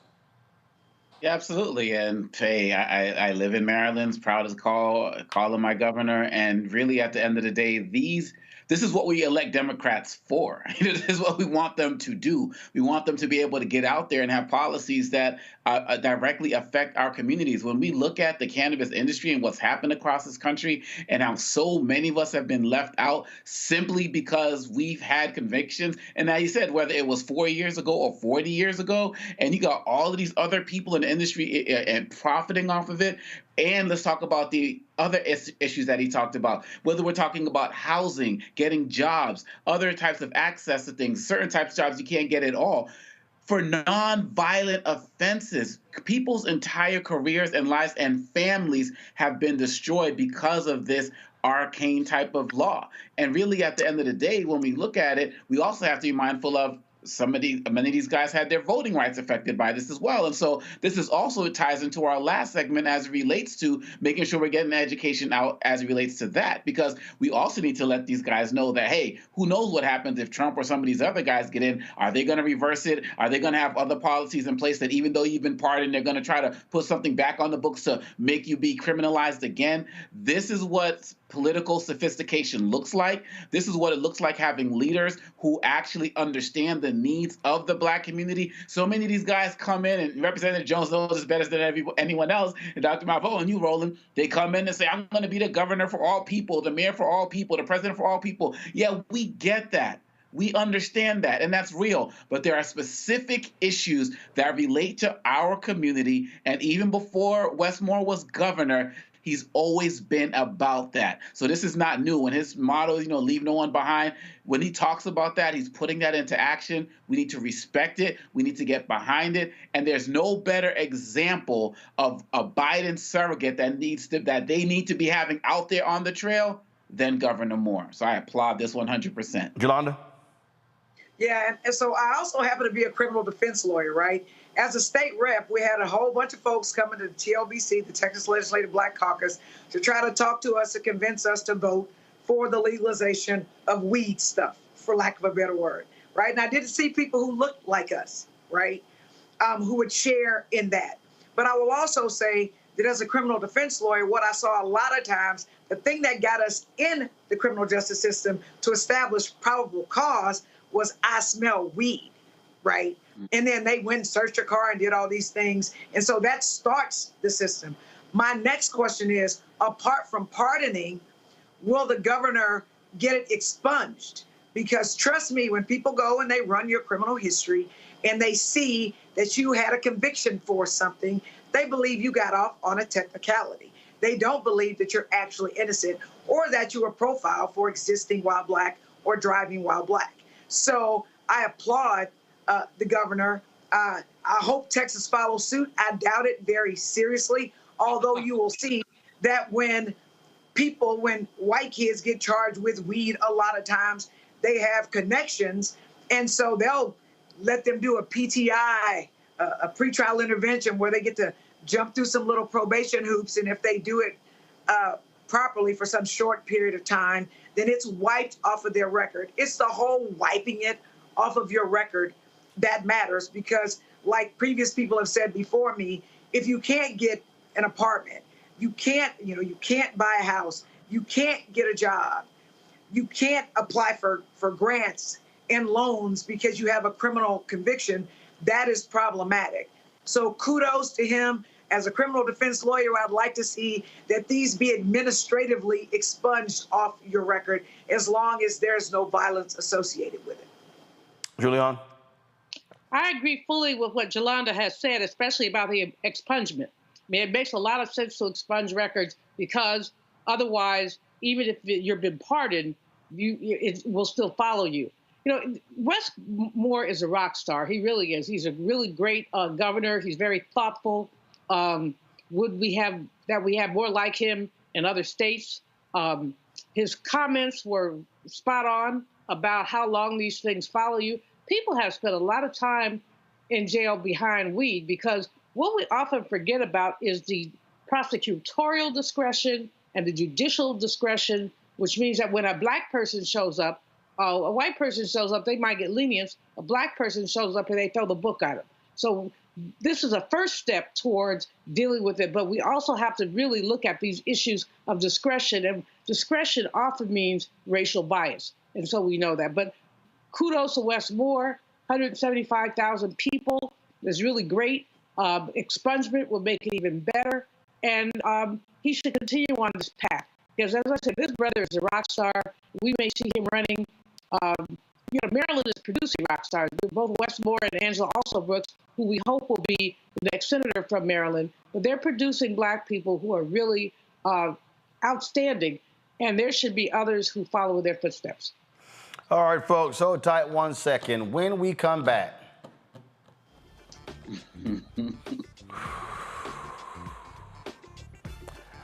Miwusa. On Saturday, Donald Trump had a Blacks for Trump or whatever the hell it was.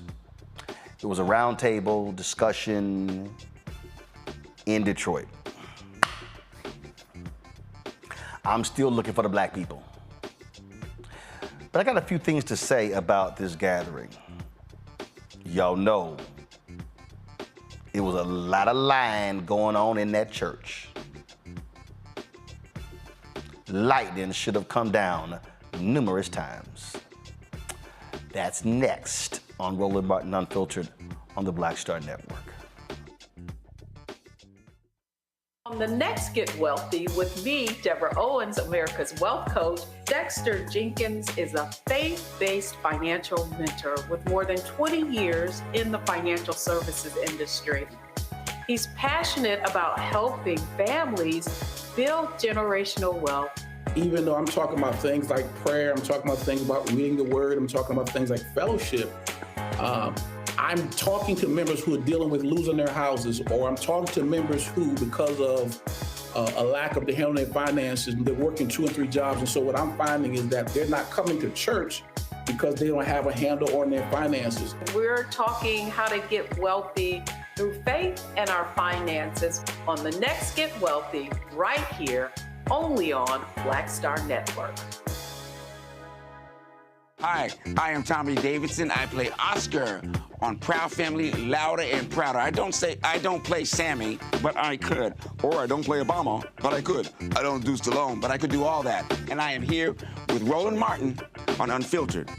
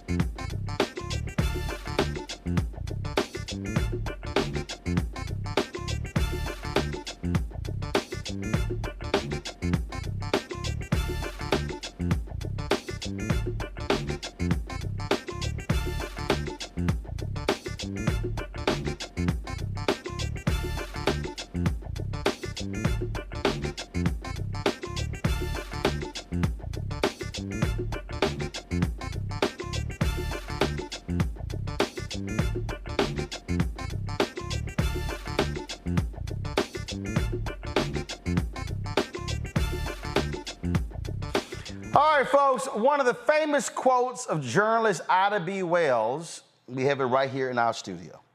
And it says, "The way to right wrongs is to turn the light of truth upon them."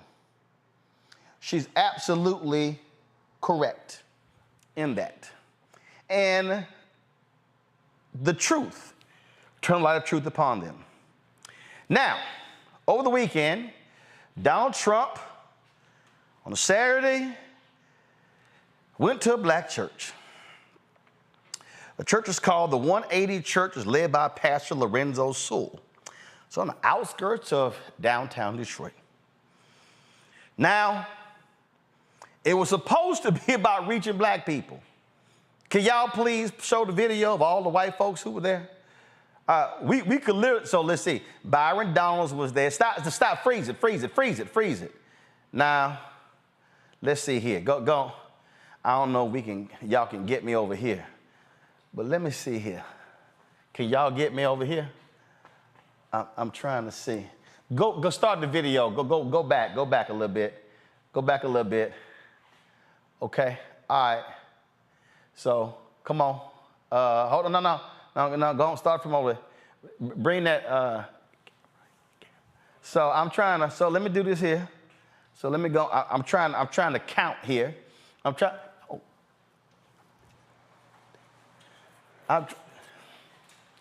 to sit here and count, y'all. I'm trying to count here because I'm really confused. I'm really confused here. Okay, so,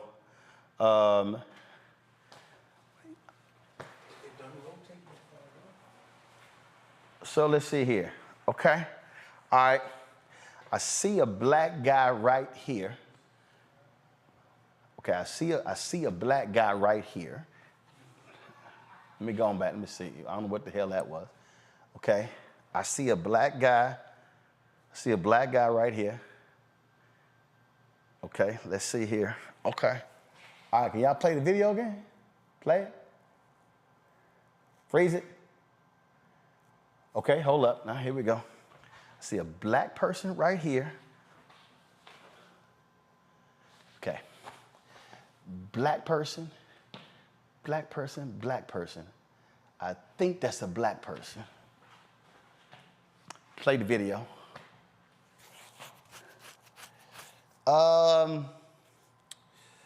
Let's see here, okay? All right. Black person, black person, black person. Run back over again, run back over again.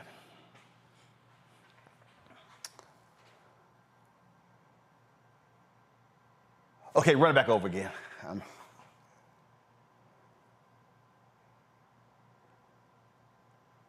Okay, so I think I saw all the black people. They're about 12. That was it. They're about 12. About 12 black people here, okay? Now, this is the only angle we got? Okay, there's another one I saw. Okay, fine. Okay, I want you to play this over again, y'all. Play it over again. Okay, so Ben Carson was talking.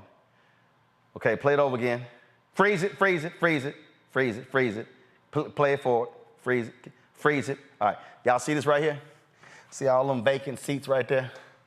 That means church wasn't packed. Play it. Freeze it. Vacant seats right here. This is Kellyanne Conway talking to lying-ass Maria Bartiromo on Fox News. Biden's not doing anything like that. Look at the contrast of just this weekend. You got Donald Trump in Detroit talking to 8,000 people, and then at a black church, of course. Biden's not doing anything like that. Look.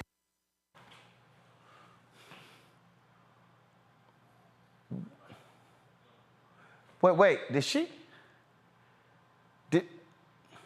Run that back. Biden's not doing anything like that. Look at the contrast of just this weekend. You got Donald Trump in Detroit talking to 8,000 people, and then at a black church, of course. Biden's not doing anything like that. Stop.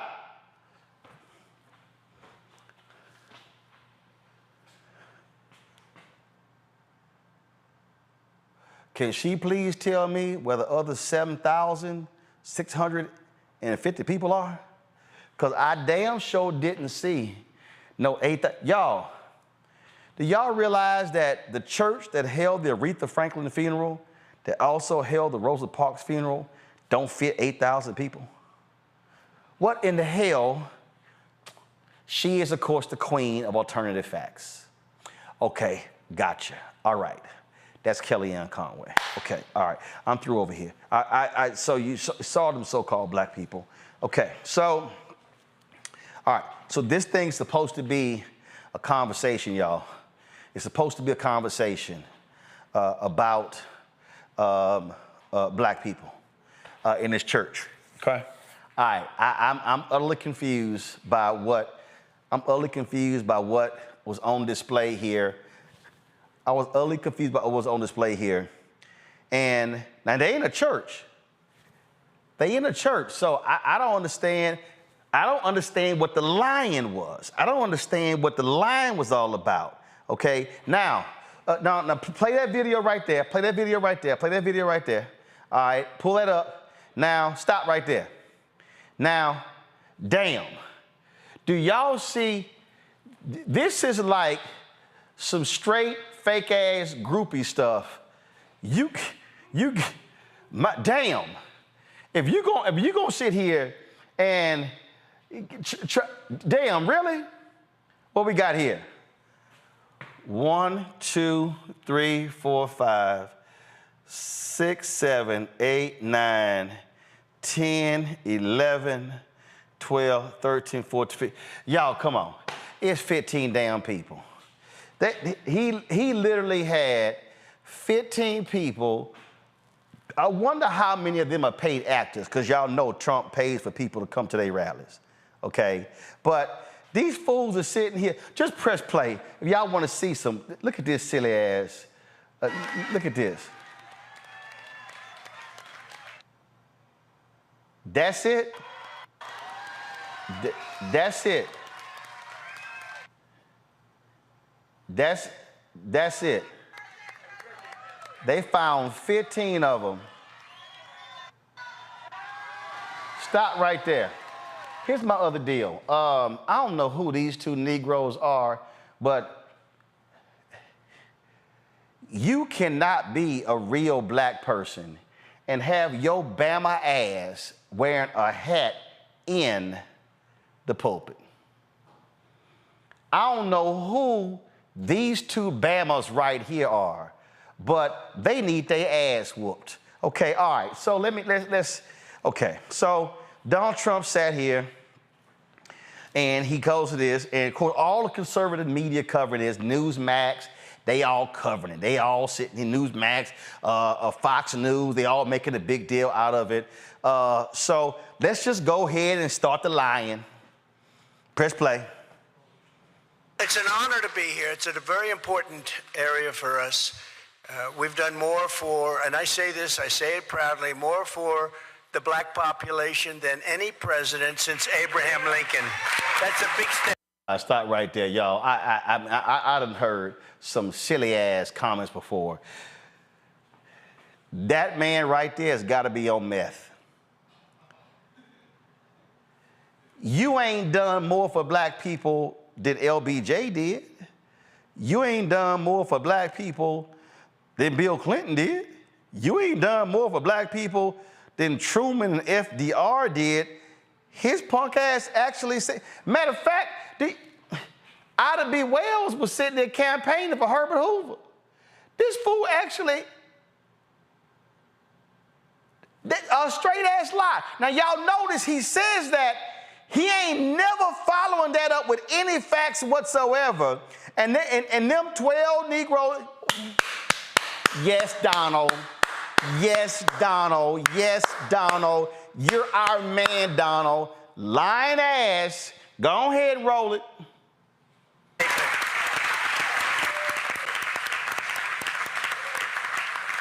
And crooked Joe Biden has done nothing for you except talk. It's only talk. It's all talk. He gets nothing. He gets nothing for anyone. He was lost. He's in Europe. He's walking around. He doesn't know where the hell he is, and he's supposed to help Detroit. I don't think so. But we received the lowest African... Hold up, boy, we can play that lie. Let me remind y'all, Donald Trump opposed the auto bailout. It was Obama and Biden that made sure that the auto industry got bailed out. The reason there is an auto industry today is because of Obama and Biden after what took place with the housing foreclosure crisis in 2008 when the economy went in a massive tailspin. But, of course, that fool would never tell you that. Oh, all that investment in Detroit all came after that as well. And so none of that stuff happens without the investment in Detroit by Obama, Biden. Those are called facts. Clearly, none of these fools knew anything about these facts. Listen to this lie. American unemployment rate and the lowest African-American poverty rate ever recorded, ever recorded during my 4 years. Stop right there. See, whenever you start using the word ever, that means that, oh, ever, meaning before you and after you. But the fact of the matter is, that is an absolute lie that Donald Trump. The black unemployment rate in November 2020 was 10.3%. In December 2020, it was 9.9%. In January 2021, it was 9.2%, the highest of any group other than teenagers. The source, the Bureau of Labor Statistics. When Donald Trump talks about black unemployment, the black unemployment rate under Trump was 5.3% in August of 2019. Oh, the lowest ever? That was in April under Biden Harris. Under Biden Harris, it was 4.7%.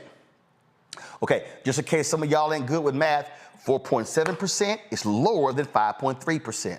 So you can't say it was the lowest ever under you because that's a flat out lie. I'm just simply saying. Oh, also, Trump is also lying about the black poverty rate. The black poverty rate, lowest ever recorded since 1959, was 17.1%. When? August 2022. Who was in office? Biden, Harris. So again, right there, he lied again. Roll it. We lifted 6.6 million people out of poverty. Black Americans saw their largest increase in home ownership on record. There's never been anything like it. Stop. During our period of time. Stop. Flat out lie. Flat out lie. The highest period of black home ownership took place under President Bill Clinton, not under Donald Trump. I don't know what the hell he's talking about, but that's just a flat out lie. And so again, this is what happens when you sit there, and just make stuff up. And so that's what he does. He's sitting here and just making the stuff up, just sitting here and just, let me just go ahead and, just make it up. And so, in fact, here's the whole deal, y'all. Let's see, African Americans also have increased their black home ownership as of February 2024. And let's see here, let me pull information up. Let's see here, okay. Black home ownership rate, February 2024, was 44.1%. So Trump is just sitting here, y'all. He's just sitting here lying. He's just lying. But again, though, that's what happens when you sit here and just, make it up because he goes. And so here's it right here. So black home ownership increased during the pandemic. But what happened was you saw, of course, that particular change. And so the numbers went up to, let's see right here, the black home ownership rate increased 2 percentage points. Let me see if I can pull this up for y'all. Give me 1 second. The black home ownership rate increased from 42.2% to 44.2%. Now, and today it's lower than it was in 2000. Again, let me say it again. In 2000,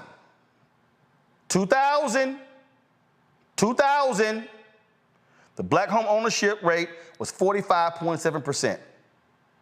45.7. That was higher than when Trump was president. He's lying. Press play. We gave record funding to historically black colleges. Stop. Oh, hell no. Now, stop. Now, we done debunked that damn lie repeatedly. You notice we gave record funding. He can never give a number. Congressman Byron Donalds can never give a number. Ben Carson can never give a number. They can never give a number because the number doesn't exist. $16 billion to HBCUs under Biden-Harris. It ain't even close to Trump, and it ain't even close to Obama. So Donald Trump is lying. That is the third or fourth lie this man has stated in this black church. Lord have mercy. I don't know what God these folks serve, but they trifling as hell. Press play. You all know that, and got great support. And I will just tell you a quick story. The heads of the colleges would come to Washington once every year, and after 2 years, I said, why do you guys keep coming? And I liked them. I liked a couple of them. Really, they're friends of mine, but the whole group was very, they were just terrific people, men and women heading up the colleges. And I said, why do you keep coming? Because they won't give us long-term financing. We have to come back every year. One said, and I say respectfully, he said, they make us feel like a bunch of beggars. We have to come back to Washington every year. I said, well, we're going to take care of that. And I got them actually more money than they asked for by far, and we got them long-term financing. And I said, the only thing sad is that I'll never see you again, probably. I will never meet you again. Phrase. See right there, just straight-ass lying. First of all, everybody got to come to Congress every single year when it comes to appropriations to seek additional funding, and what he said there is an absolute lie. It's just a flat-out lie. The program that he's talking about is a very specific program that he zeroed out of the budget. It was Congresswoman Alma Adams who had to put back in the budget. It was the work of Congressman Bobby Scott and the CBC that got that particular program passed as a $250 million program, and $91 million of that goes to HBCUs. HBCUs get way more money, billions from other programs. So y'all, he just straight as lying. He's straight lying. So that's the specific program he's talking about. And as Dr. Walter Kimbrough, two-time HBCU president, laid out, that man straight up is lying about that because his budget zeroed it out. Press play. Got used to meeting. I kept saying, and then after a couple of years, I said, why do you have to keep coming back? I mean, he said, we've been doing this for a long time, for 20 years, I guess. The one gentleman said he was there 20 years. He's been doing it for 20 years. Phrase. I said, that's... Phrase, again, he's lying. It's a program that was created under President George W. Bush. It was continued under President Obama. And then, of course, it happened there. So please, stop sitting here lying. Anyway, he's just he's a liar, and he's sitting in that church lying, and those Simple Simon Negroes are allowing him to play them with the lies. Press play. Not right. And they do a very important job and a great job. And so I got you long-term financing, and I think all of them are voting for Trump. I don't know. I can't say maybe, but I'd say 99% of them. And if they aren't, I don't know what the hell the other side did, but we'll start an investigation. I'll tell you what the other side did. They actually gave $16 billion. They forgave more than $1.5 billion in loans to them for construction. So we could go on and on and on. Donald, do you really want us to pull the numbers out? See, y'all, this is why you can't let politicians come in front of you and say stuff without any data. He did not give a single number. He did not say, oh, I gave 8, 10, $20 billion. Because he can't. Because you know what? He only been to HBCU one time, and that was a damn accident. Press play. What the hell the other side did, but we'll start an investigation or something, okay? We passed historic criminal justice reform, something that they've been after, people have been after for mostly the black community for years and years. And to get it done, they needed me. And as you know, President Obama tried. Biden doesn't even try. Well, he doesn't have to because we got it done, but we're going to get it improved. But President Obama tried, was unable to get it done. You needed conservative votes, and I got conservative votes, and we got criminal justice reform done. Let me remind everybody what happened. First of all, under Obama, Democrats made a bad miscalculation. They actually felt they could have gotten a stronger bill once Hillary Clinton became president, and so they stalled that particular bill. That's what happened. 2, it was pursued, but remember, Democrats controlled the House in 2017. It was Congressman Hakeem Jeffries, Congressman Cedric Richmond, Congresswoman Sheila Jackson Lee, members of the House Judiciary Committee who drove the First Step Act through. Don't forget. Now, did you have conservative support? You actually had that, because I met with Jared Kushner to go over what was their particular plan about this at the White House for more than an hour. But let me tell you what happened. When the First Step Act went to the United States Senate, it was Senate Democrats, Senator Dick Durbin, Senator Kamala Harris, Senator Cory Booker, and Republican Senator Chuck Grassley, who chaired the Senate Judiciary Committee, who said this bill is weak, it needs to be strengthened, and that's actually what happened. Of course, Trump is taking credit and a lap dance, a victory lap for this, but the reality is that wasn't the case. And so without Democrats, there is no First Step Act. So he didn't get it. It was passed by Democrats in the House. Those are what we call facts. Press play. Nobody else could have done that. And we're very proud of it. When I left office, we had no inflation. Gasoline was less than $2. Phrase. I'm sorry. Go ahead and play the rest of that nonsense. Mortgage was at 2.6%. The border was secure, wages were rising, and the jobs were the best in the history of our country. For African American, for black Americans, the jobs were the best in the history of our country. Other than that, what did I do? Not that much. Phrase. Not that much. Now, That's real interesting. All the things that he laid out when he left office and how all things were amazing and things were wonderful. And we had jobs and all that sort of stuff. Gasoline was $2. Really? Is that what happened there, Donald? So was there something you're forgetting that was going on? The reason why gasoline was $2 a gallon that you claim when you left office, that was just, I swear as I listened to that, that was just one thing that was just sort of jumping out at me that I never heard. Henry? Watch the press will put No, that on. Henry. Do that. iPad. COVID! Wasn't nobody driving when you left office. Of course, gasoline was low. And the unemployment rate was through the roof when you left office. The man is flat out lying, y'all. He's lying. Press play. In the history of our country, other than that, what did I do? Not that much. Freeze. Fact of the matter is, the economy that we have is we've had the most consecutive months of unemployment under 5% since the 1960s. Since the 1960s. He's lying. He's straight ass lying. Press play. Not that much. Now watch, the press will put that on. I didn't do that much because they're bad people. You know, they're bad. That's why they're the fake news. You have the same problem that I do. They're fake news. No, fake news is everything that fool just said. And they said, yeah, yucking it all up, allowing that fool to lie. Then, of course, there were some questions that were being asked. And so you sat there, and I just sat here and was like, oh, my God, listening to some of this nonsense. And so there was a question that was asked. It was a very specific question that I found to be quite interesting. And so what I want you to do is I want you to actually listen to this, y'all, and Lord have mercy. Community is disenfranchised, we're marginalized, we're pushed aside.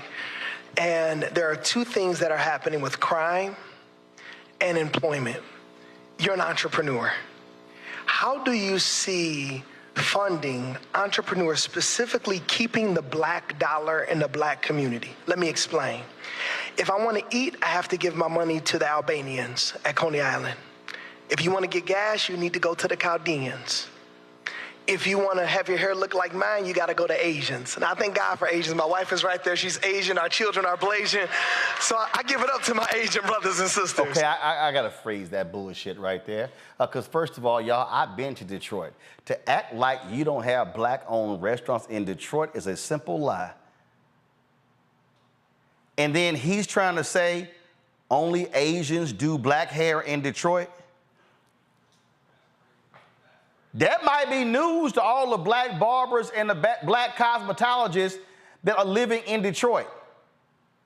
What the hell is he talking about? But it gets better. The hits keep coming. Listen to this. But we don't keep the black dollar in the black community. You're an entrepreneur. What does it look like for black entrepreneurs to be able to get the resources they need so we don't look for a handout, but a hand up? Okay, now, right there, you heard him say, what does it look like for us to get the resources for black entrepreneurs? That was the question. Keep going. And you know, and we talk about this, you have a lot of dollars in the black community and they don't keep it. I think one of the biggest problems that I see is the crime. They have to stop the crime. If they stop the crime, you're going to see more and more stores sprout. And we're losing them in other communities, too, where there's crime. You see empty stores. You see them all over. They see big stores. They moved in 10 years ago. They spent millions of dollars to build it, and now they're leaving. And these are not necessarily black communities. In many cases, they're not at all. But where there's crime, there's empty stores, and you don't keep the money. So I think the biggest thing we can do is stop the crime. We're going to stop the crime. We have to let people feel free and be able to walk outside and not even think about being mugged or hit or shot or anything. And, you know, one of the examples, I see the love in this church. It's incredible what you've done. You've done an incredible job. I would like to ask if you could final out with a prayer. Is that okay? I don't want to get you by surprise here. Okay, I don't want to get you by surprise. How about your ass surprise us and answer that damn question? See, y'all notice Donald Trump's answer to anything black is crime. Donald Trump thinks black people are thugs. There are black people and there are black neighborhoods that don't have high crime rates. But see, the idea of black entrepreneurs, okay, really? So black tech company owners, always live in the high crime areas, black law firms, high crime areas, black engineering companies, black architecture companies, black-owned media companies. We can go on, black bond companies. We can go on and on and on. But for Donald Trump, oh, yeah, crime. That's how he thinks about black people. Crime. But let me also remind y'all, this pastor didn't say nothing, though, about Donald Trump, how he was attacking black people in Detroit in 2020, calling them essentially thugs and saying how they rigged and stole the election, how he called out the 2 black women in Fulton County as well. Y'all, I'm sorry, we didn't forget that. Remember when the head of the Michigan Republican Party said we should count all the votes in Michigan except Detroit? See, we ain't forgot none of that stuff. We ain't forgot none of that stuff that was asked. But I want y'all to hear the prayer. Listen to this. Because this was not, but I've heard so much about you and so many great things, and it's such an honor to be here. It's such an incredible honor, and with so many of my friends that are political leaders that are really going places, and he is on the list, by the way, and I don't know if he's going to make it, but he's on a list of a few people, right? Not too many people. Would you like to be VP? Ooh, let me sit here and do a dance. Do a dance, cause Uncle Daddy Trump asked me to do a dance in Detroit. Silly ass. Tell you one thing, it'd be a good one too, but I'd love to ask you to finish off with a prayer. Does that make sense? I would love to pray. Thank you very much. Let us bow our heads. Heavenly Father, we thank you for the 45th president of the United States of America. He was charged with 34 felonies. Then he raised $53 million in 24 hours. Ooh, let me go ahead and stop that right there. First of all, I'm very confused, Pastor Sewell. Now, mind you, I want y'all to know we invited Pastor Sewell on the show. He was unavailable. We're trying to get him later in the week. Oh, I would love for him to come on the show because I would love to ask him, you were praying for a man who cheated on his wife with a porn star and then paid the porn star off in hush money so it would not be publicly revealed. First of all, what you prayed for was a lie. You said that he was charged with 34 counts and then raised $50-some-odd million. No, he was convicted of 34 counts and then raised the money. See, the conviction part was left out there. But go ahead with your prayer. And he has the potential to be the 47th president of the United States of America. You have protected him from things seen and unseen. You have protected his family. We pray for his wife, his children. Father, we ask that late in the midnight hour that you would speak to him. We pray that you might visit him. Now, hold on, let me just roll this back a little second here. Now, let me explain something to y'all, how this done with black people. Father, we ask that late in the midnight hour that you would speak to him. Let me find it right here. We pray. Okay, see right here, y'all. See, this right here when you know he's a fake-ass Christian. Okay, everybody know. When you praying, what does everybody do? Panel in unison?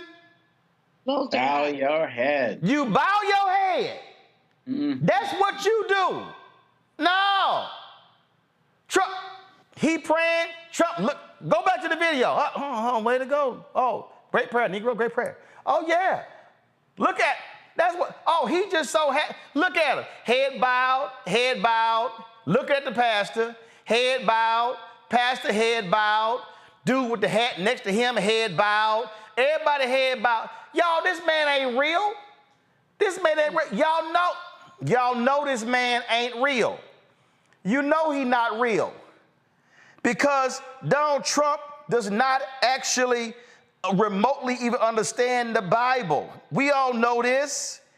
We all know. Because he flat out is a fraud. That man is uncomfortable as hell in church. And just remind y'all, because see, again, I don't forget nothing. I don't forget nothing. Y'all might remember when he was asked this question in an interview, and ooh, Lord, if y'all want to see the fake Christian jump out, here we go. About how it's your favorite book, and you said, I think last night in Iowa, some people are surprised. Hold on, let me go back to the beginning. Here we go right here. Okay. You mentioned the Bible. You've been talking about how it's your favorite book, and you said, I think last night in Iowa, some people are surprised that you say that. I'm wondering what one or two of your most favored Bible verses are, and why. I wouldn't want to get into it because to me that's very personal. You know, when I talk about the Bible, it's very personal, so I don't want to get into verses. I don't want to get into. There's no verse that means a lot to you that you think about or cite. The Bible means a lot to me, but I don't want to get into specifics. Even to cite a verse that you like. No, I don't want to do that. You're an Old Testament guy or a New Testament guy? Probably equal. I think it's just an incredible. The whole Bible is an incredible. I joke very much so. They always hold up the Art of the Deal. I say my second favorite book of all time. But I just think the Bible is just something very special. Okay. You mentioned the Bible. Yo, that fool actually said, yeah, they're about equal. You could ask a kid when Jesus wept. I mean, y'all. Oh no, I don't know. It's personal. I don't really.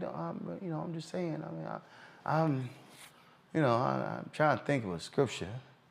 I'm trying to think. Shoot, I can't even remember one of them books. I mean, since I like money, my favorite book of the Bible is Numbers. Let me see. I'm trying to understand. You know, well, I tell you, my favorite story is when Jesus turned the tables upside down in the temples. Oh, I love the fact. You know what? I love the fact that the Bible talk about money more than anything else. I mean, I know they're talking about poor people, but, you know, I don't really want to talk about the poor people. So, yeah, but it's really personal. I mean, I'm just saying, it's so personal, I can't even tell y'all, because you know what? I ain't never read it. But that's what we're dealing with here, y'all. That's who this pastor allowed into the church. And so when you allow somebody into your church and he can't even address any of these issues. He literally can't even speak to the issues. And y'all, keep in mind, this fool is actually hawking a Bible with him and Lee Greenwood. He's actually hawking a Bible. This man will sell out anything to make a buck. And so you sat here and listened to all that stuff he said, and it was lies. He was just making stuff up. And everything that I said, y'all, can easily be fact-checked. It's easily verifiable. That's exactly how it goes. You know what? I understand. I would love to. I can't wait to ask Pastor Lorenzo, does he believe that the Christian in Trump should be talking like this about another Christian? You shouldn't use that kind of language. Look, you can't use the word shit, okay? That's like Christie, you know Chris Christie. Does anybody like Chris Christie?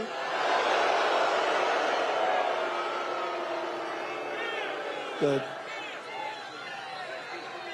So I was in New Hampshire and he was fighting. You know, he's like totally unhinged.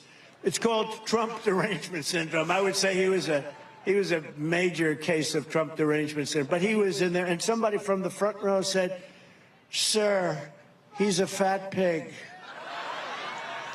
And I said, but nobody heard. The person was a nice person, but said I said, you cannot call Chris Christie a fat pig. You cannot do that.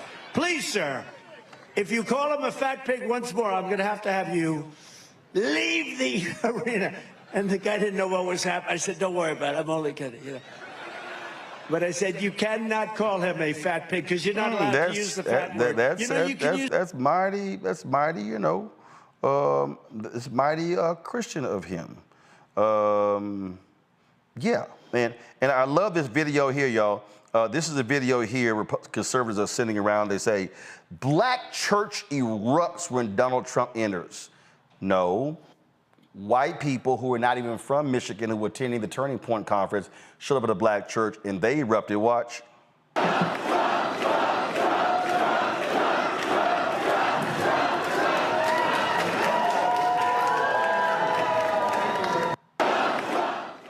I mean, right there, y'all. If y'all had any confusion whatsoever about who was all there, then you now understand.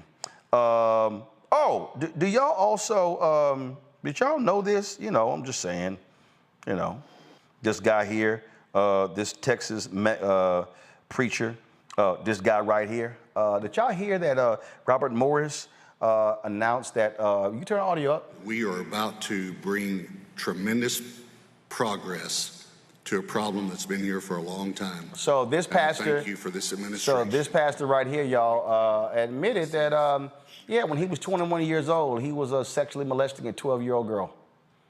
And yep, he's one of the faith ministers standing with Donald Trump. So would have loved to have that actually been asked.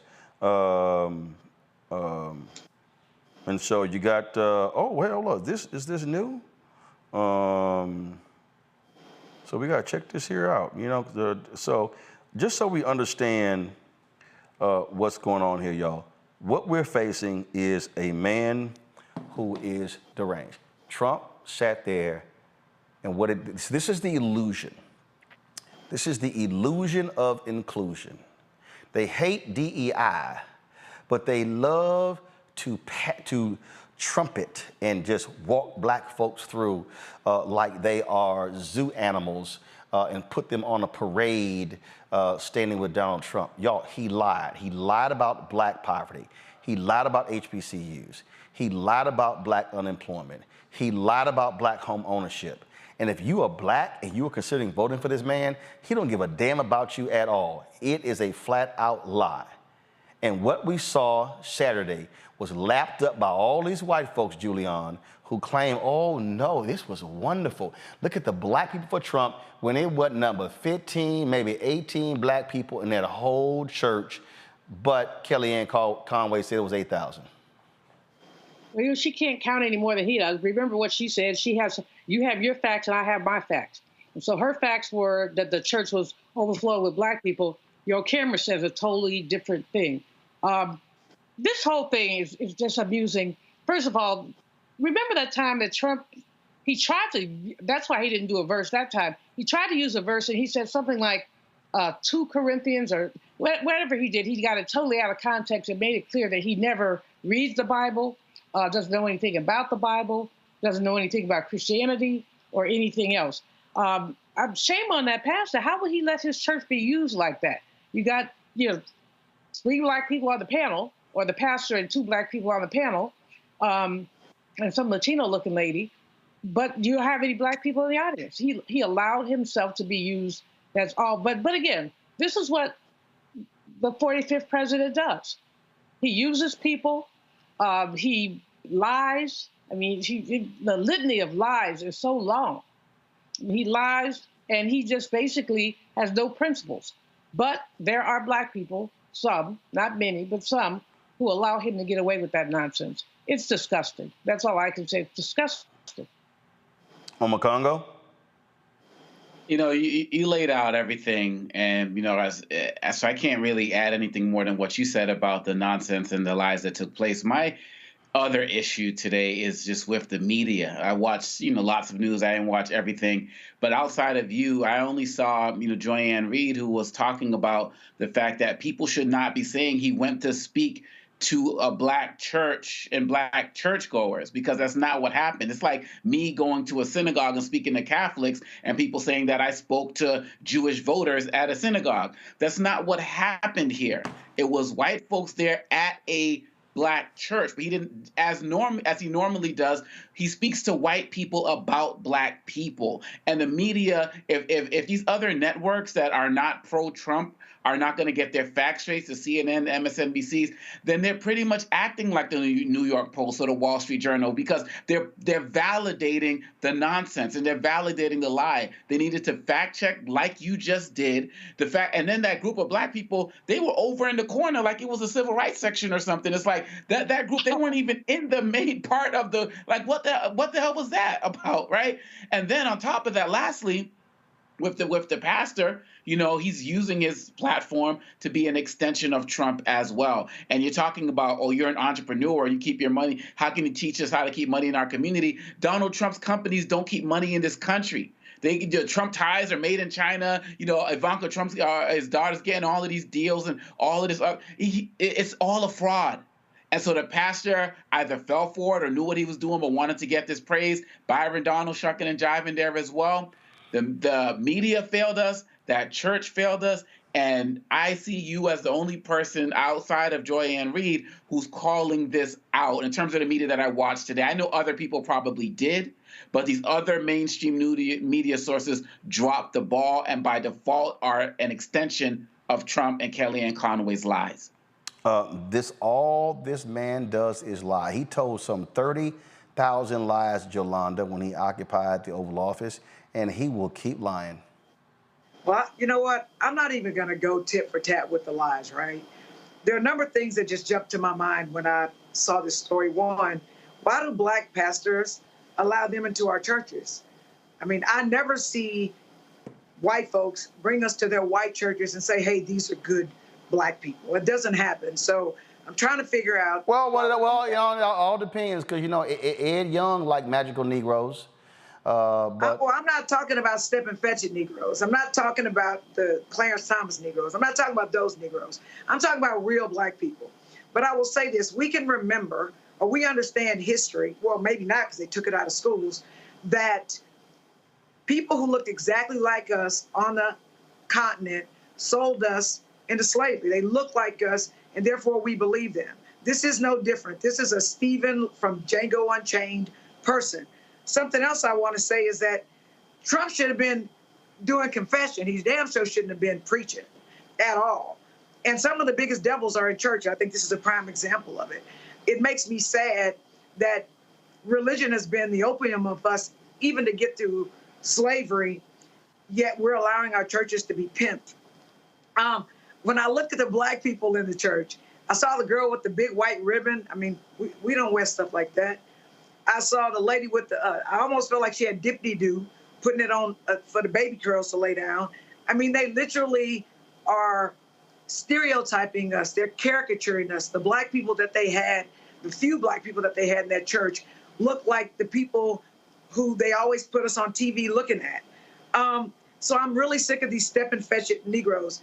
And whenever Trump's mouth, his lips are moving, or Kellyanne Conway's lips are moving, it's like, you know, they're lying. Whenever he says never or ever with no facts, he just lies. And my question is to us, to black people, this is for us. Are we going to just let him come in and like pee on us, tell us it's raining, and us going to believe it? That's what I don't understand. But going back to what we talked about before, Roland, I really think it's important that the black media tell the true story, and that costs money. I mean, they pay white media to do stuff. And evil thrives when good people remain silent. So the white media not calling out the lies is a problem, which again is why I respect you so much, because it takes courage to do right when it's so easy to do wrong and to speak truth to power, and you do that. And so for me, I'm just, apart from I'm really pissed about the lies and the caricatures of us on what appears to be legitimate media, because a lot of us, we look at TV, and if it's on TV, we think it's real. And I'm challenging everyone, all good, decent people, to speak up and speak out. And I'm challenging the Biden administration to reach out to those of us who have our ears to the ground and who are literally talking to people locally so that we can tell the truth and speak truth to power. Because as long as they're going with the headlines, Trump speaks at black church, that's BS. And again, I firmly believe this. I've said this long before I was on this particular segment of your show. Black churches need to stop opening their doors to white politicians. I believe we should treat them like they treat us. When they start opening their doors to us, and I mean people talking about real black problems and real black issues and saying, hey, this is a legitimate issue. This is a black person that's fighting for this. White people, please vote for them. When they do that to us, we need to do that. But we have far too many pastors in the black community is that they give us a shiny penny and we'll take it. And we'll bring them around and we'll validate them. And I think we as black people, we've got to do better. We cannot wait on white people to save us. We've absolutely got to save ourselves through black elected officials who are down with our communities, through black media, through black radio, through black newspapers, through black podcasts, through black campaign consultants, through black pollsters, through black organizations that fight for black people legitimately. Because something else that the white media does not do, they don't poll us right. They are always wrong. They said the same stuff about President Obama. He was going to lose his reelection. And they kept having these buffoons on TV talking to us saying, oh, he ain't never did nothing for black people. And I'm trying to figure out where you find this Negro.